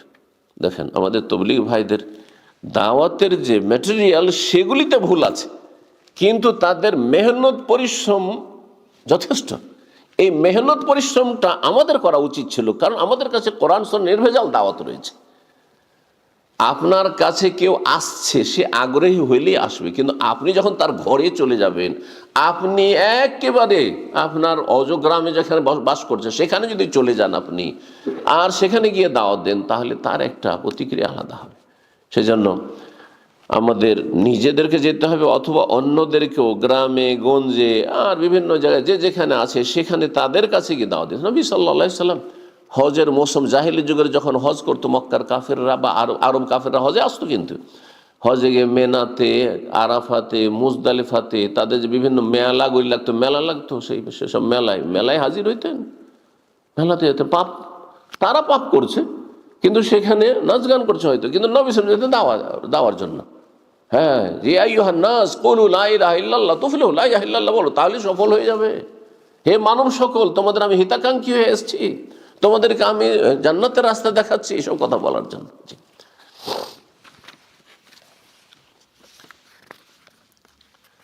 দাওয়া ইলাল্লাহর ফজিলত, দাওয়া ইলাল্লাহর অনেক ফজিলত রয়েছে। সবচেয়ে বড় ফজিলত যে এই কাজটি এত ভালো কাজ যে স্বয়ং আল্লাহ নিজে করেন। কোরআনের দুটো আয়াত রয়েছে, সকালে একটি আয়াত বলেছিলাম, ওয়াল্লাহু ইয়াদউ ইলা দারিস সালাম, সূরা ইউনূসের আয়াত নম্বর 35। আল্লাহ তোমাদেরকে জান্নাতের দিকে, দারুস সালাম, শান্তির ঘরের দিকে ডাকছে। আল্লাহ আহ্বান করছেন, দাও ইয়াদউ থেকে তো দায়ী, আল্লাহ আহ্বান করছেন এসো জান্নাতের দিকে এসো। ওয়াহদি মাইয়াশা ইলা সিরাতিল মুস্তাকিম, যাকে চান আল্লাহ হেদায়েত করেন, যে চেষ্টা করবে তাকে আল্লাহ হেদায়েত করেন, জান্নাতের রাস্তা দেখাবেন। সূরা বাকারা 221 নম্বর আয়াত রয়েছে, ওয়াল্লাহু ইয়াদউ ইলাল জান্নাতি ওয়াল মাগফিরাতি বিইজনিহি, আল্লাহ জান্নাতের দিকে আহ্বান করছেন এবং ক্ষমার দিকে আহ্বান করছেন। মানুষ যদি আমাদের সাথে কেউ খারাপ আচরণ করে তো আমরা দূরে সরিয়ে দিই। ক্ষমা চাইতে আসলে আপনি কিন্তু তাকে চান্স দিতে চান না ক্ষমা করার জন্য, যে সে একটা সুযোগ নিক আর আমার কাছে ক্ষমা চাক, এই মন মানসিকতার লোক খুবই কম পাবেন। কিন্তু আল্লাহ কি করছেন, ডাকছেন যে আসো ক্ষমা করবো, আসো মাইয়াস্তাগফিরুনি ফাগফিরলাহ। প্রতি রাতে, রাতের শেষ তৃতীয় অংশে আল্লাহ রাব্বুল আলামিন বান্দার নিকটবর্তী প্রথম আকাশে আসেন, সহিহ হাদিস না?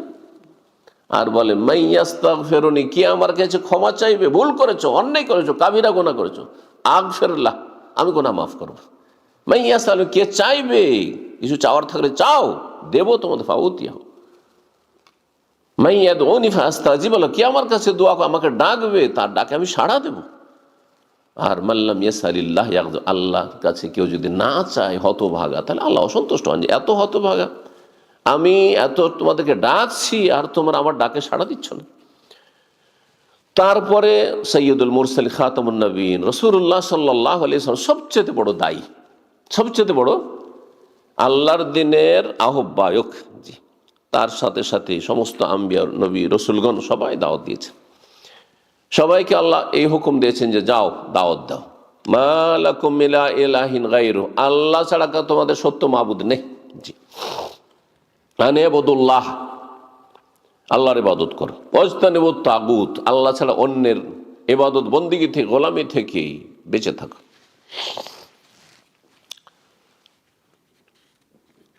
দাওয়া ইলাল্লাহর ফজিলত হচ্ছে যে দুনিয়ার যত কথা রয়েছে তার মধ্যে সবচেয়ে ভালো কথা হচ্ছে আল্লাহর দিকে আহ্বান করা, দিনের কথা বলা। ওমান আহসানু কাওলাম মিম্মান দাআ ইলাল্লাহ ওয়া আমিলা সালিহান ওয়া ক্বালা ইন্নানি মিনাল মুসলিমিন। ওর চাইতে ভালো কথা কেউ বলে না পৃথিবীতে। যেই ব্যক্তি আল্লাহর দিকে ডাকে এবং কি করে, নিজে ভালো আমল করে আর নিজের ইসলামের কথা প্রকাশ করে, ইসলামকে লুকিয়ে রাখতে চায় না, হীনমন্যতে ভোগে না। যখন দুর্বল ইমানের মুসলিম অমুসলিমদের সাথে মিশে যায় তখন লজ্জা পায়, কেমন করে বলবো যে আমি মুসলিম, অথবা এমনভাবে চলবো যাতে চিনতেই না পারে, আমাকে খ্রিস্টান বলে, আমাকে যেন অমুসলিম বলে, এটা যেন না। ওয়াকালা ইন্নানি মিনাল মুসলিমিন, এটা মুখে বলা নয়, আপনার কাজে কর্মে, ফেস, আপনার চলা ফিরাই। একটা ভালো দিক আমাদের বাংলা ভাষাভাষীদের মধ্যে এখন দেখা যাচ্ছে যে সব কিছুতে আসসালামু আলাইকুম, বিসমিল্লাহ, ইনশাআল্লাহ, মাশাআল্লাহ, নামাজ রোজা নাই, কিচ্ছু নেই, কিন্তু হ্যাঁ দিনের ফরজ ওয়াজিব নাই, কিন্তু শুনছেন না বিভিন্ন মিডিয়াতে ইনশাআল্লাহ, মাশাআল্লাহ, এগুলো হচ্ছে ওয়াকালা ইন্নানি মিনাল মুসলিম, ইসলাম প্রকাশ করা, বোঝা যাচ্ছে মুসলিম, ওই কথাতে বোঝা যাচ্ছে মুসলিম, অমুসলিম নয়। প্রকাশ করতে হবে, নিজেকে দুর্বল মনে করলে হবে না যে কি করে পরিচয় দেবো, লজ্জা লাগে, না না, মোটেই না। এই দুর্বলতা যেন কাজ না করে। তো ইসলামের কথা বলা, দ্বীনের দাওয়াত দেওয়া, এটি সবচেয়ে ভালো কথা। দাওয়া ইলাল্লাহর কাজ করলেই সফলতা রয়েছে। যদি সফল হতে চান, হাইয়া আলাল ফালাহ, এখানে একটি কথা বলিনি, এই যে মুয়াজ্জিন 5 ওয়াক্ত আজান দিচ্ছে, ইকামত দিচ্ছে, এটাও কিন্তু দাওয়ার কাজ। মহল্লার লোকদেরকে যতদিন পর্যন্ত আজানের আওয়াজ পৌঁছচ্ছে ততদিন পর্যন্ত মানুষকে কি বলছে, হাইয়া আলাস সালাহ, সালাতের জন্য এসো, দাওয়া। হাইয়া আলাল ফালাহ, তোমাদের সফলতার জন্য, তোমাদের কামিয়াবির জন্য এসো, এটি দাওয়া, দাওয়ার কাজ। এইরকমই যে কোনো ভালো কাজের দিকে আপনি আহ্বান করছেন, সেটা আকীদার বিষয় হোক, ইবাদত বন্দেগীর বিষয় হোক, আখলাক চরিত্রের বিষয় হোক, যে কোনো গুনাহ থেকে মুক্ত হওয়ার বিষয় হোক, সব দাওয়া ইলা আল্লাহর কাজ। এর মাধ্যমে সফলতা রয়েছে। এই জন্য আল্লাহ বলেছেন, ওয়াউলাইকা হুমুল মুফলিহুন ওয়াল তাকুম মিনকুম উম্মাহ ইয়াদউনা ইলাল খায়র ওয়া ইয়ামুরুনা বিল মারুফ ওয়া ইয়ানহাউনা আনিল মুনকার ওয়াউলাইকা হুমুল মুফলিহুন। এরাই হচ্ছে সাকসেস। তার যদি সাকসেস হতে হয় তো ভালো কাজের উপদেশ দিতে, অন্যায় কাজে বাধা দিতে হবে এবং কল্যাণের দিকে ইয়াদউনা ইলাল খায়র, ভালোর দিকে আহ্বান করতে হবে। এই হচ্ছে সফলতা। দাওয়া ইলাল্লাহর কাজ হচ্ছে সাদাকার মতো, সাদাকা জারিয়া। একটা মসজিদ বানিয়ে দিয়ে গেছেন, ইনশাআল্লাহ তাআলা এই মসজিদে তাওহীদ কিয়ামত পর্যন্ত আল্লাহ যেন বহাল রাখেন। যারা প্রথম এতে অংশ নিয়েছেন এবং এটা কায়েম করেছেন, বলে আলহামদুলিল্লাহ, এবং কোনো অহংকার নয়, আল্লাহ যেন এটা কবুল করেন।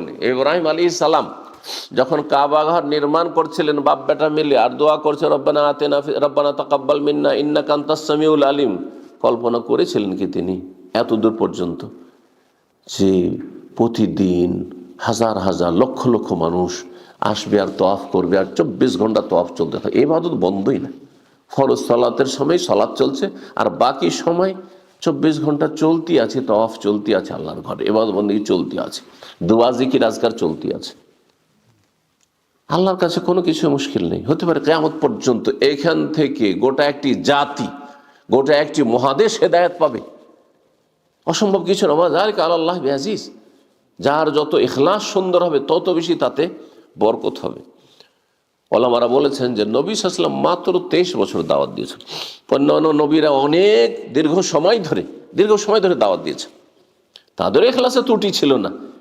কিন্তু রাসূলুল্লাহ সাল্লাল্লাহু আলাইহি ওয়াসাল্লাম 23 বছরে যে দুনিয়ায় ইনকিলাব, বিপ্লব নিয়ে এসেছেন, পরিবর্তন নিয়ে এসেছেন, সেটা বিশ্বের কোনো মানুষ দ্বারা হয়নি সম্ভব। এর পিছনে সবচেয়ে গুরুত্বপূর্ণ কারণ হচ্ছে ইখলাস, আল্লাহর জন্য কাজ করা, আল্লাহ সন্তুষ্টির জন্য কাজ করা। যত বেশি আল্লাহর জন্য ইখলাস থাকবে তত বেশি তাতে আপনি সফল হবেন। সাদকা এটি সাদকা জারিয়া, কিয়ামত পর্যন্ত। দুনিয়া থেকে আমরা চলে যাব, আপনারা চলে যাবেন, কিন্তু এই নেকি চলতেই থাকবে, নেকি আপনাদের চলতেই থাকবে। ঠিক তেমনি দাওয়ার কাজ করে চলে যাবেন, ওই সাদকার মতো, সাদকা জারিয়ার মতো নেকি চলতেই আছে।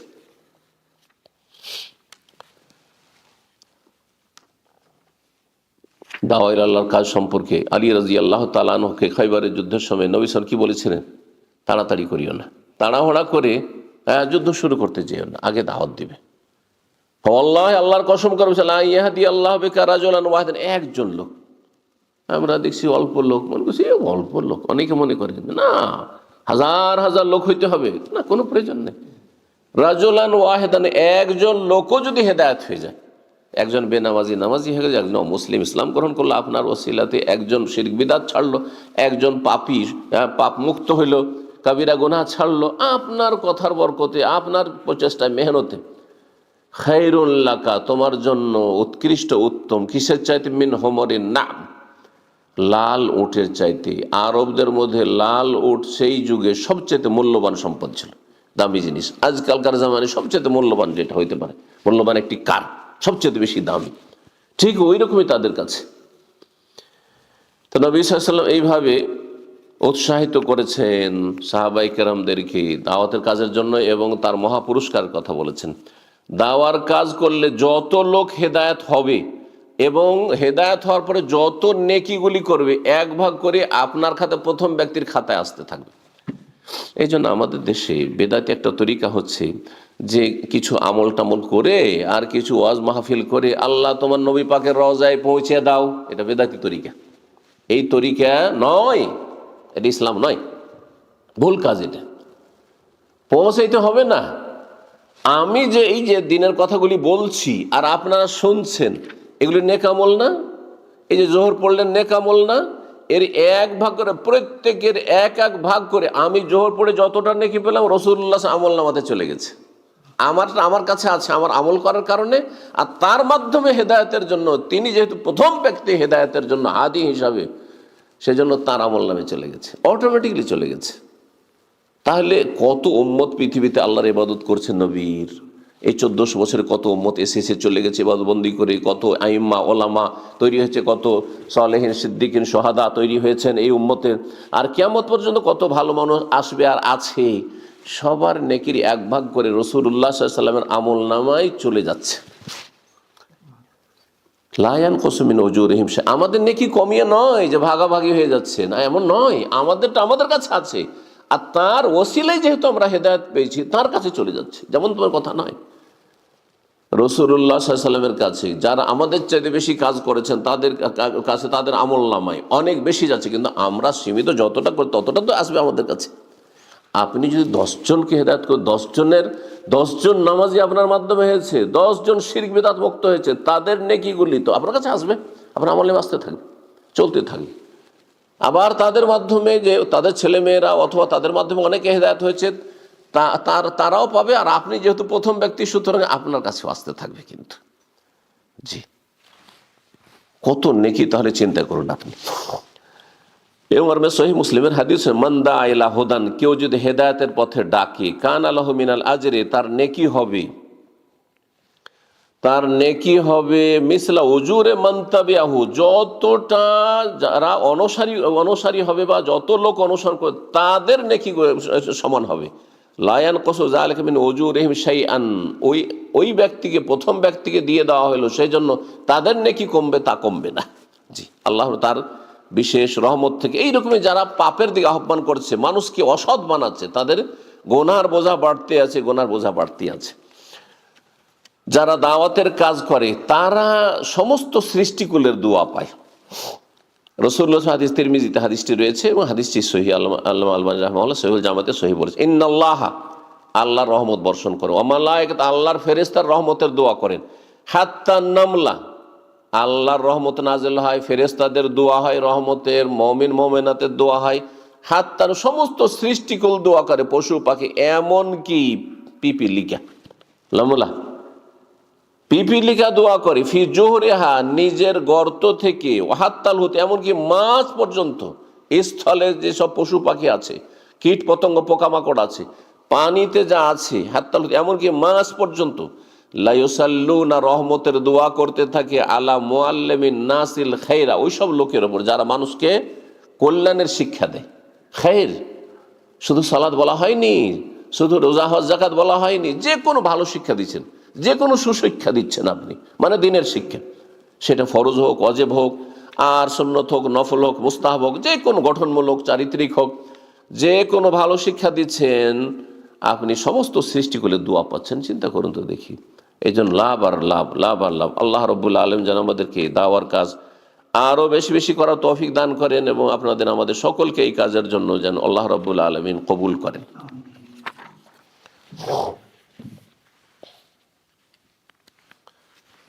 সর্বশেষ একটি পয়েন্ট আছে, অল্প সময়ে সে বিষয়টি বলছি।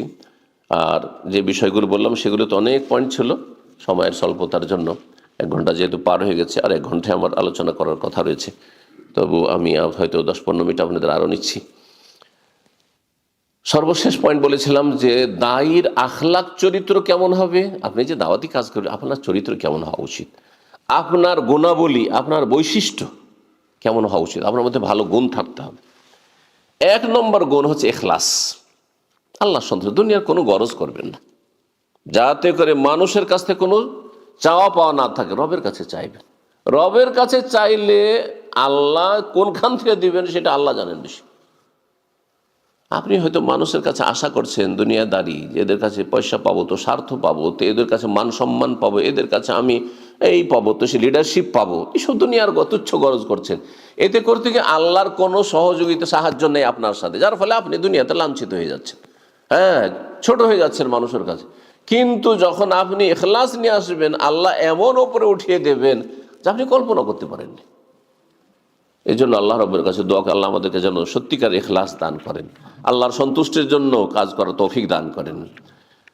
দুনিয়ার সমস্ত গরজ থেকে, ছোট শিরক, বড় শিরক থেকে, দুনিয়ার লোভ লালসা থেকে আল্লাহ যেন বেঁচে থাকার তৌফিক দান করেন। এইরকম ফেমাস হওয়া, হ্যাঁ, ভাইরাল হওয়া, এই সব রোগে যেন আক্রান্ত না হয় কেউ, যাতে করে আমি ভাইরাল হতে পারি, যাতে আমি মানুষের জনপ্রিয়তা লাভ করতে পারি। হ্যাঁ, না না না, এইসব কোনো উদ্দেশ্য যেন না থাকে। 2 নম্বর বৈশিষ্ট্য হচ্ছে যে আপনাকে যথেষ্ট জ্ঞান থাকতে হবে। জ্ঞান নেই, আরবিতে প্রবাদ ফাকেদুসাইয়ুদ, পকেট যদি এমটি হয়, টাকা না থাকার, পকেটে যদি হাত ঢোকান তো বেরোবে টাকা। তা আপনার পেটে যদি এলেম না থাকে আর এমনি যদি আপনি শুধু লেকচার ঝাড়েন তাহলে কাজ হবে? তাহলে আপনার কাছে যথাযথ ইসলামের জ্ঞান থাকতে হবে, শরীয়তের জ্ঞান থাকতে হবে। 3 নম্বর বৈশিষ্ট্য হচ্ছে দায়ী যেন মুত্তাকি পরহেজগার হয়, কারণ তাকওয়া হচ্ছে সবচেয়ে উত্তম সম্বল। ওয়াতাজাওয়াদু ফাইন্না খায়রাজ যাদিত তাকওয়া, আল্লাহ বলছেন তোমরা সম্বল গ্রহণ করো আখিরাতের পাথেয়, আর সবচাইতে উত্তম পাথেয় সম্বল হচ্ছে তাকওয়া। সূরা বাকারা 197 নম্বর আয়াত। সুতরাং আল্লাহর ভয়ভীতি যদি অন্তরে না থাকে তাহলে দায়ী যে কোনো সময় পাপে জড়িয়ে যেতে পারে।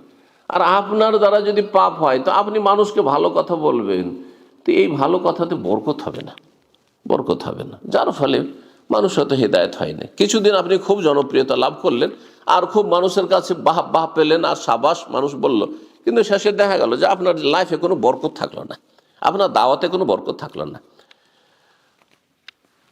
5 নম্বর যে বিষয়টি সেটি হচ্ছে ধৈর্য ধারণ করতে হবে, সহনশীল হইতে হবে এবং ইগনোর করতে হবে। আপনারা এই ভাষাগুলি বেশি বুঝছেন, হ্যাঁ, উপেক্ষা করতে হবে। দেখেন অনেক সময় ছোটোখাটো বিষয়ে কেউ একটা খারাপ আচরণ করেই দিল, কত গাল দিচ্ছে, আর প্রত্যেকটার পিছনে পড়ে গিয়ে গাল দিচ্ছে, সুতরাং আমি রিয়াক্ট করব আর তারপরে এর বিরুদ্ধে আমি কিছু লিখবো, অথবা এখানে আমি গরম হয়ে গিয়ে একটু উত্তেজিত হয়ে আমি একটা লেকচার দেওয়া শুরু করব, তাহলে আর কাজ হবে না। যেন কিছু হয়নি, যেন গাল খাইনি, বরং খুশি হইতে হবে। আম্বিয়া রসুলগণ গাল খেয়েছেন, আমি মাঝে মাঝে বলছি নবী রসুলগণের সুন্নাত। আমাকে অন্তত এতটা কলব বড় করতে হবে যে আমি যেই ময়দানে নেমেছি আমি হক পথে আছি কিনা এটা নিশ্চিত হইতে হবে। আর তারপরে কে কি বলছে ডানে বামে এটা দেখার বিষয় নাই, আমার রব রাজি আছেন কিনা এটা দেখার বিষয় রয়েছে।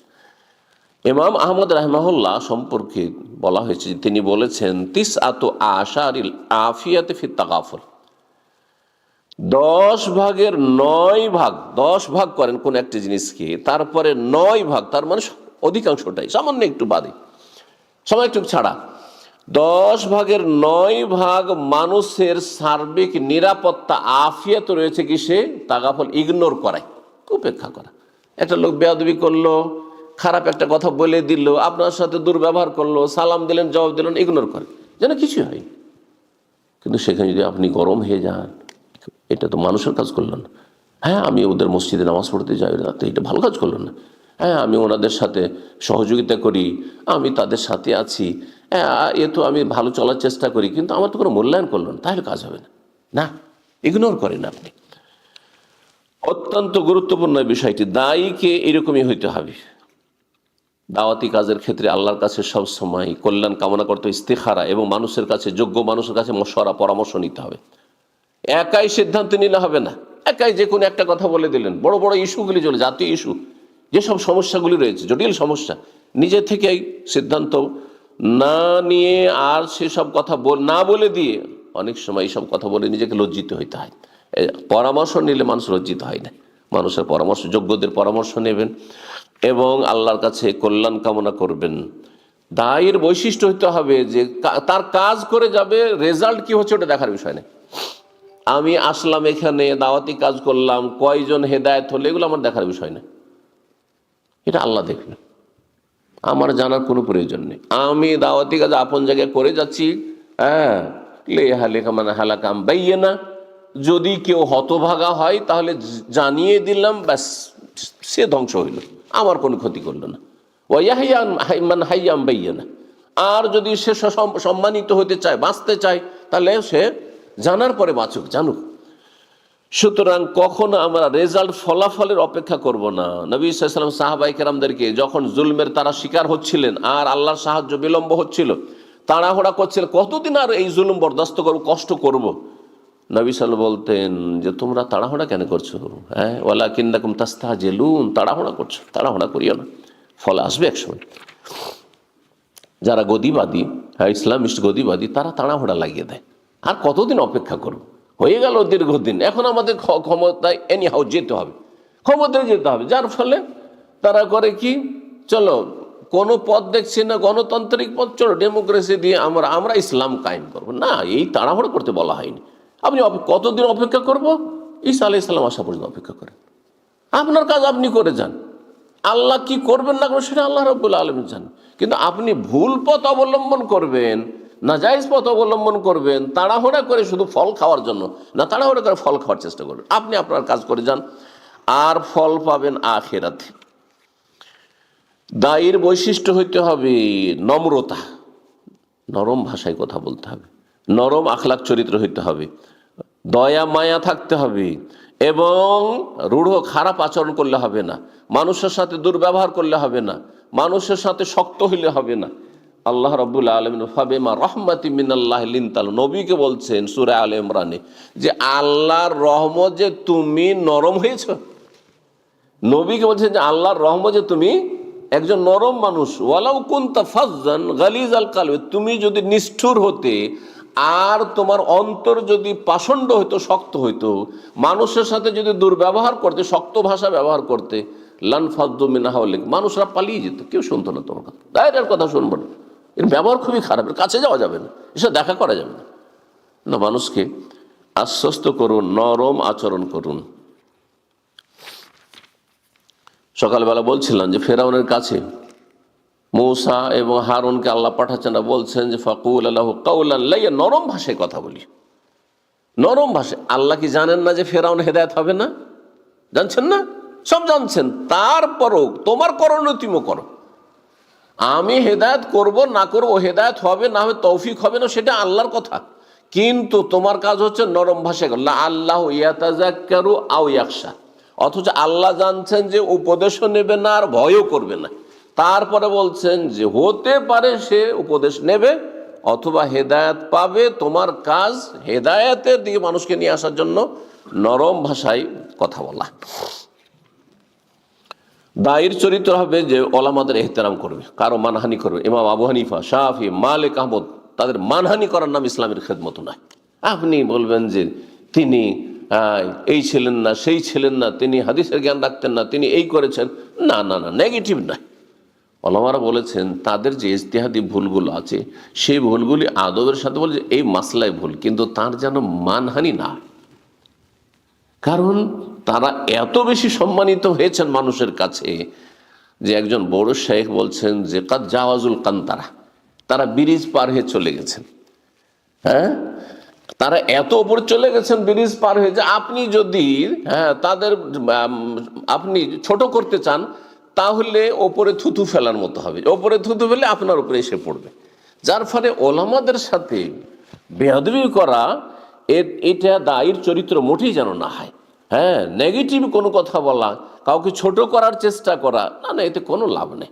আপনি পজিটিভ কাজ করেন, আপনি পজিটিভ কাজ করেন। জি, একমাত্র যারা শিরক বিদআতের দায়ী, হ্যাঁ, তাদের ক্ষেত্রে সতর্ক সাবধান করতে হয়। মানুষ যদি অস্পষ্টভাবে নাম না নিয়ে বলেন বুঝছে না, তখন নাম নিতে হবে।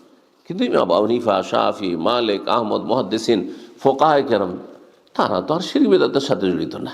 এই প্রচলিত তাদের সমাজে যে শিরক করে সেগুলো মযহাবে নেই, তাদের মযহাবের কিতাব, ফিকহের কিতাবেও নেই। তাহলে এগুলো তো জালিয়াতি, মযহাবের নামে জালিয়াতি, এগুলি বলেন। কিন্তু আইম্মায়ে কেরামগণ এগুলো থেকে একেবারে মুক্ত, তাদের কোনো দোষ ত্রুটি এই ক্ষেত্রে নেই। কারণ ইমাম আবু হানিফা নিয়ত পড়াকে প্রমাণ করতে পারবে? নিয়ত হচ্ছে নাওয়াইতু পড়া। ইমাম আবু হানিফা সম্মিলিত মোনাজাত কেউ প্রমাণ করতে পারবে? ইমাম আবু হানিফা থেকে মিলাদ প্রমাণ করতে পারবে? কেউ পারবে না। ইমাম আবু হানিফা থেকে এই যে ওজিফাগুলি আর খতমগুলি প্রমাণ করতে পারবে? যে খতমে ইউনুস আর খতমে জালালি কেউ প্রমাণ করতে পারবে না। তাহলে ভাই এগুলো তাহলে মযহাবের নামে সব জালিয়াতি। কিন্তু আইম্মায়ে কেরামগণ আপন জায়গায় তারা আমাদের মাথার মুকুট, জি তাজ, তাদের সম্মান শ্রদ্ধা একজন দায়ীর কাছে যেন থাকে। মানুষের সাথে কথা বলার ক্ষেত্রে দায়ীর একটি বৈশিষ্ট্য হইতে হবে যে সবাইকে ঢালাওভাবে একই রকম আচরণ করলে হবে না। হাদ্দিসিন নাস আলা কাদরি ওকুলি, মানুষ যে যতটা কবুল করার ক্ষমতা রাখে ততটা ডোজ দিবেন, তার বেশি না। তার বেশি দিলে ক্ষতি হবে। সবাইকে সব কথা বলা যায় না, সব জায়গায় সব কথা বলা যায় না। জি, কাকে কিভাবে সংশোধন করা যেতে পারে তার জন্য আপনাকে সর্বাত্মক চেষ্টা করতে হবে। এইরকম দায়ীদের বেশ কিছু বৈশিষ্ট্য। দাওয়াতি ময়দানে আরেকটি কথা খেয়াল রাখবেন যে আপনি মানুষের অবস্থার খেয়াল রাখবেন। অনেক সময় দেখা যাচ্ছে মানুষ ক্লান্ত হয়ে আছে, ঘুমিয়ে পড়ছে, হ্যাঁ, শুনতে চাইছেন না, আর লম্বা চালিয়ে যাচ্ছেন না আপনি, না না, এটা মোটেই উচিত নয়। রাসূলুল্লাহ সাল্লাল্লাহু আলাইহি ওয়াসাল্লাম সবসময় লক্ষ্য রাখতেন, সহিহ বুখারীতে হাদিস রয়েছে, কানা রাসূল ইয়াতাখাওয়ালুনা বিল মাউইজাতি মাখাফাতা সামাতে আলাইনা। নবী সাল্লাল্লাহু আলাইহি ওয়াসাল্লাম আমাদের দিকে লক্ষ্য রাখতেন আলোচনা করার সময়, বক্তব্য করার সময়, দিন শেখানোর সময়, যে আমরা বিরক্তিত বোধ করছি না, আমরা ক্লান্ত তো হয়ে যাচ্ছি না, আমরা ঝিমাচ্ছি না তো, আমরা অ্যাক্টিভ আছি কি না, এইসব বিষয়গুলি খেয়াল রাখতেন। এমনকি নামাজের ক্ষেত্রে, নামাজ পড়ার ক্ষেত্রে, ইবাদত, আল্লাহর ইবাদত, খালিস ইবাদত নামাজ, লম্বা সিজদা, লম্বা তেলাওয়াত। মুআয বিন জাবাল রাদিয়াল্লাহু আনহু, সহিহ বুখারীর হাদিস, সূরা বাকারা ধরিয়ে দেয় ঈশার নামাজে।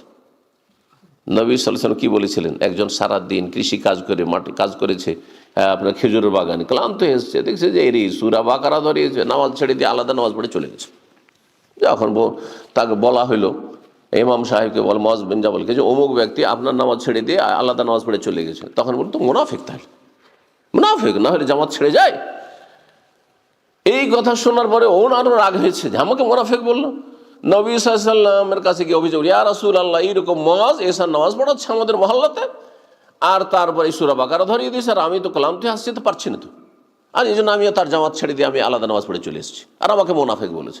নবী সাল্লাল্লাহু আলাইহি ওয়াসাল্লাম মুআযকে ডাকছেন, আর ডাকার পর তাকে শাসন করছেন, আর বলছে, আফাত্তানুন ইয়া মুআয, তুমি ফিতনা সৃষ্টি করছো, বিশৃঙ্খলা, আফাত্তানুন ইয়া মুআয, ফিতনাবাজ তুমি, ফিতনা সৃষ্টি করছো তুমি। তাহলে সূরা বাকারা পড়াকেও ফিতনা বলেছেন নবী সাল্লাল্লাহু আলাইহি ওয়াসাল্লাম। কখন? মানুষের যখন বিরক্তি করা হবে, এত লম্বা নামাজ চলবে না। জি, আপনি একা পড়বেন তখন যত লম্বা করবেন করুন, সারা রাত আপনি তাহাজ্জুদ পড়েন, কোনো অসুবিধা নেই, তো এগুলো খেয়াল রাখতে হবে। যাই হোক, পরস্পর সহযোগিতা, দায়ীদের মাঝে কপারেশন থাকতে হবে, সহযোগিতা থাকতে হবে। না না, কারো সাথে আমার কোনো কানেকশন নেই, আমি কারো সাথে যোগাযোগ রাখি না, না না, আপনার দাওয়াত ফলপ্রসূ হবে না। সবার সাথে ভালোবাসা, সম্প্রীতি, এবং তাদের সাথে যারা কোরআন সুন্নাহর দাওয়াতের কাজ সারা বিশ্বে করছে, যতটা সম্ভব তাদের সাথে সুসম্পর্ক বহাল রেখে সার্বিক পরস্পর, আমরা কিন্তু একজন আরেকজনের পরিপূরক, একজন আরেকজনের পরিপূরক, একজন পরিপূরক, একা নয়, স্বয়ংসম্পূর্ণ নয়। আপনি আপনার একটা কাজ, একটা জিনিস আপনার আছে, কিন্তু বাকিগুলো নেই, সবার কাছ থেকে ধার করছেন, তাই না? সবার কাছ থেকে সহযোগিতা নিতে হচ্ছে। যদি যারা কৃষি কাজ করছে তারা যদি আমাদেরকে চাউল না দেয়, আমরা ভাত খেতে পাবো না, শহরের লোক, তাই না? তাহলে একজন অপরজনের পরিপূরক। ঠিক তেমনই দাওয়ার কাজের ক্ষেত্রে এটা মনে করলাম যে আমি এমন দায়ী হয়ে গেছি যে আমি কারো ধার ধারি না, কারোর সাথে আমার সঙ্গে না, অবশ্যই একজন দায়ী আর একজনের পরিপূরক। দিনের কাজের ক্ষেত্রে একই ময়দানের আমরা একটা আপনার মালাই যে দানাগুলি রয়েছে, অনেকগুলি দানা শিখছে, ওই রকমই আল্লাহ রাব্বুল আলামিন যেন আমাদের সকলকে তৌফিক দান করেন। ও জাযাকুমুল্লাহ খাইর। আর কথা লম্বা হলো, সেই জন্য আপনাদের কাছে ক্ষমা চেয়ে নিচ্ছি, কিন্তু খুব গুরুত্বপূর্ণ বিষয়গুলি ছিল যা আপনাদের সামনে সংক্ষেপে হলো পেশ করার চেষ্টা করলাম। রব্বুল আলামিন যেন কবুল করেন, এবং আপনার আপন আপন জায়গা থেকে সবাই সামান্য হইলেও, পার্ট টাইম হইলেও, নিজেদের মাঝে কাছে, আপনার বাড়িতে, প্রথম বাড়িতে দাওয়াতের কাজ করবেন, আপনার ঘরে আপনার স্ত্রী ছেলে তাদের মধ্যে ঘাটতি রয়েছে, দাওয়াতি কাজ করবেন আপনি, তরবিয়ত, ইমানি তরবিয়ত, ইসলামী তরবিয়ত, এটাই দাওয়ার কাজ। আপনার আত্মীয় স্বজন দেশে রয়েছে, মাঝে মাঝে টেলিফোন করছেন, শুধু দুনিয়াদারির কথা বলবেন না, দিনের কথা একটু বলবেন, খোঁজ খবর নেবেন, তাদের নামাজের খোঁজ নেবেন, তাদের আকীদার একটু খোঁজ নেবেন, তাদের আমল খোঁজ, কেউ মারা গেছে, বিভিন্ন বেদাতগুলি আমাদের সমাজে রয়েছে, এগুলো করছো নাকি, এগুলো করিও না, এগুলো করা ঠিক নয় ইত্যাদি, ভালোভাবে বোঝাবার চেষ্টা করবেন। তো রাব্বুল আলামিন যেন আমাদেরকে দাওয়াতি কাজ করার তৌফিক দান করেন, এবং আল্লাহ সন্তুষ্ট যেন আমাদেরকে কবুল করেন, নেক আমল কবুল করেন, এবং আল্লাহ রাব্বুল আলামিন আম্বিয়া রাসূলগণের তরিকায় আমাদের জীবনযাপন করে রবের কাছে আল্লাহর সন্তুষ্টি নিয়ে হাজির হওয়ার তৌফিক দান করেন। ওয়া সাল্লাল্লাহু সাল্লাম আলা নবিয়িনা মুহাম্মদ ওয়া আলা আলিহি ওয়া সাহবিহি আজমাইন।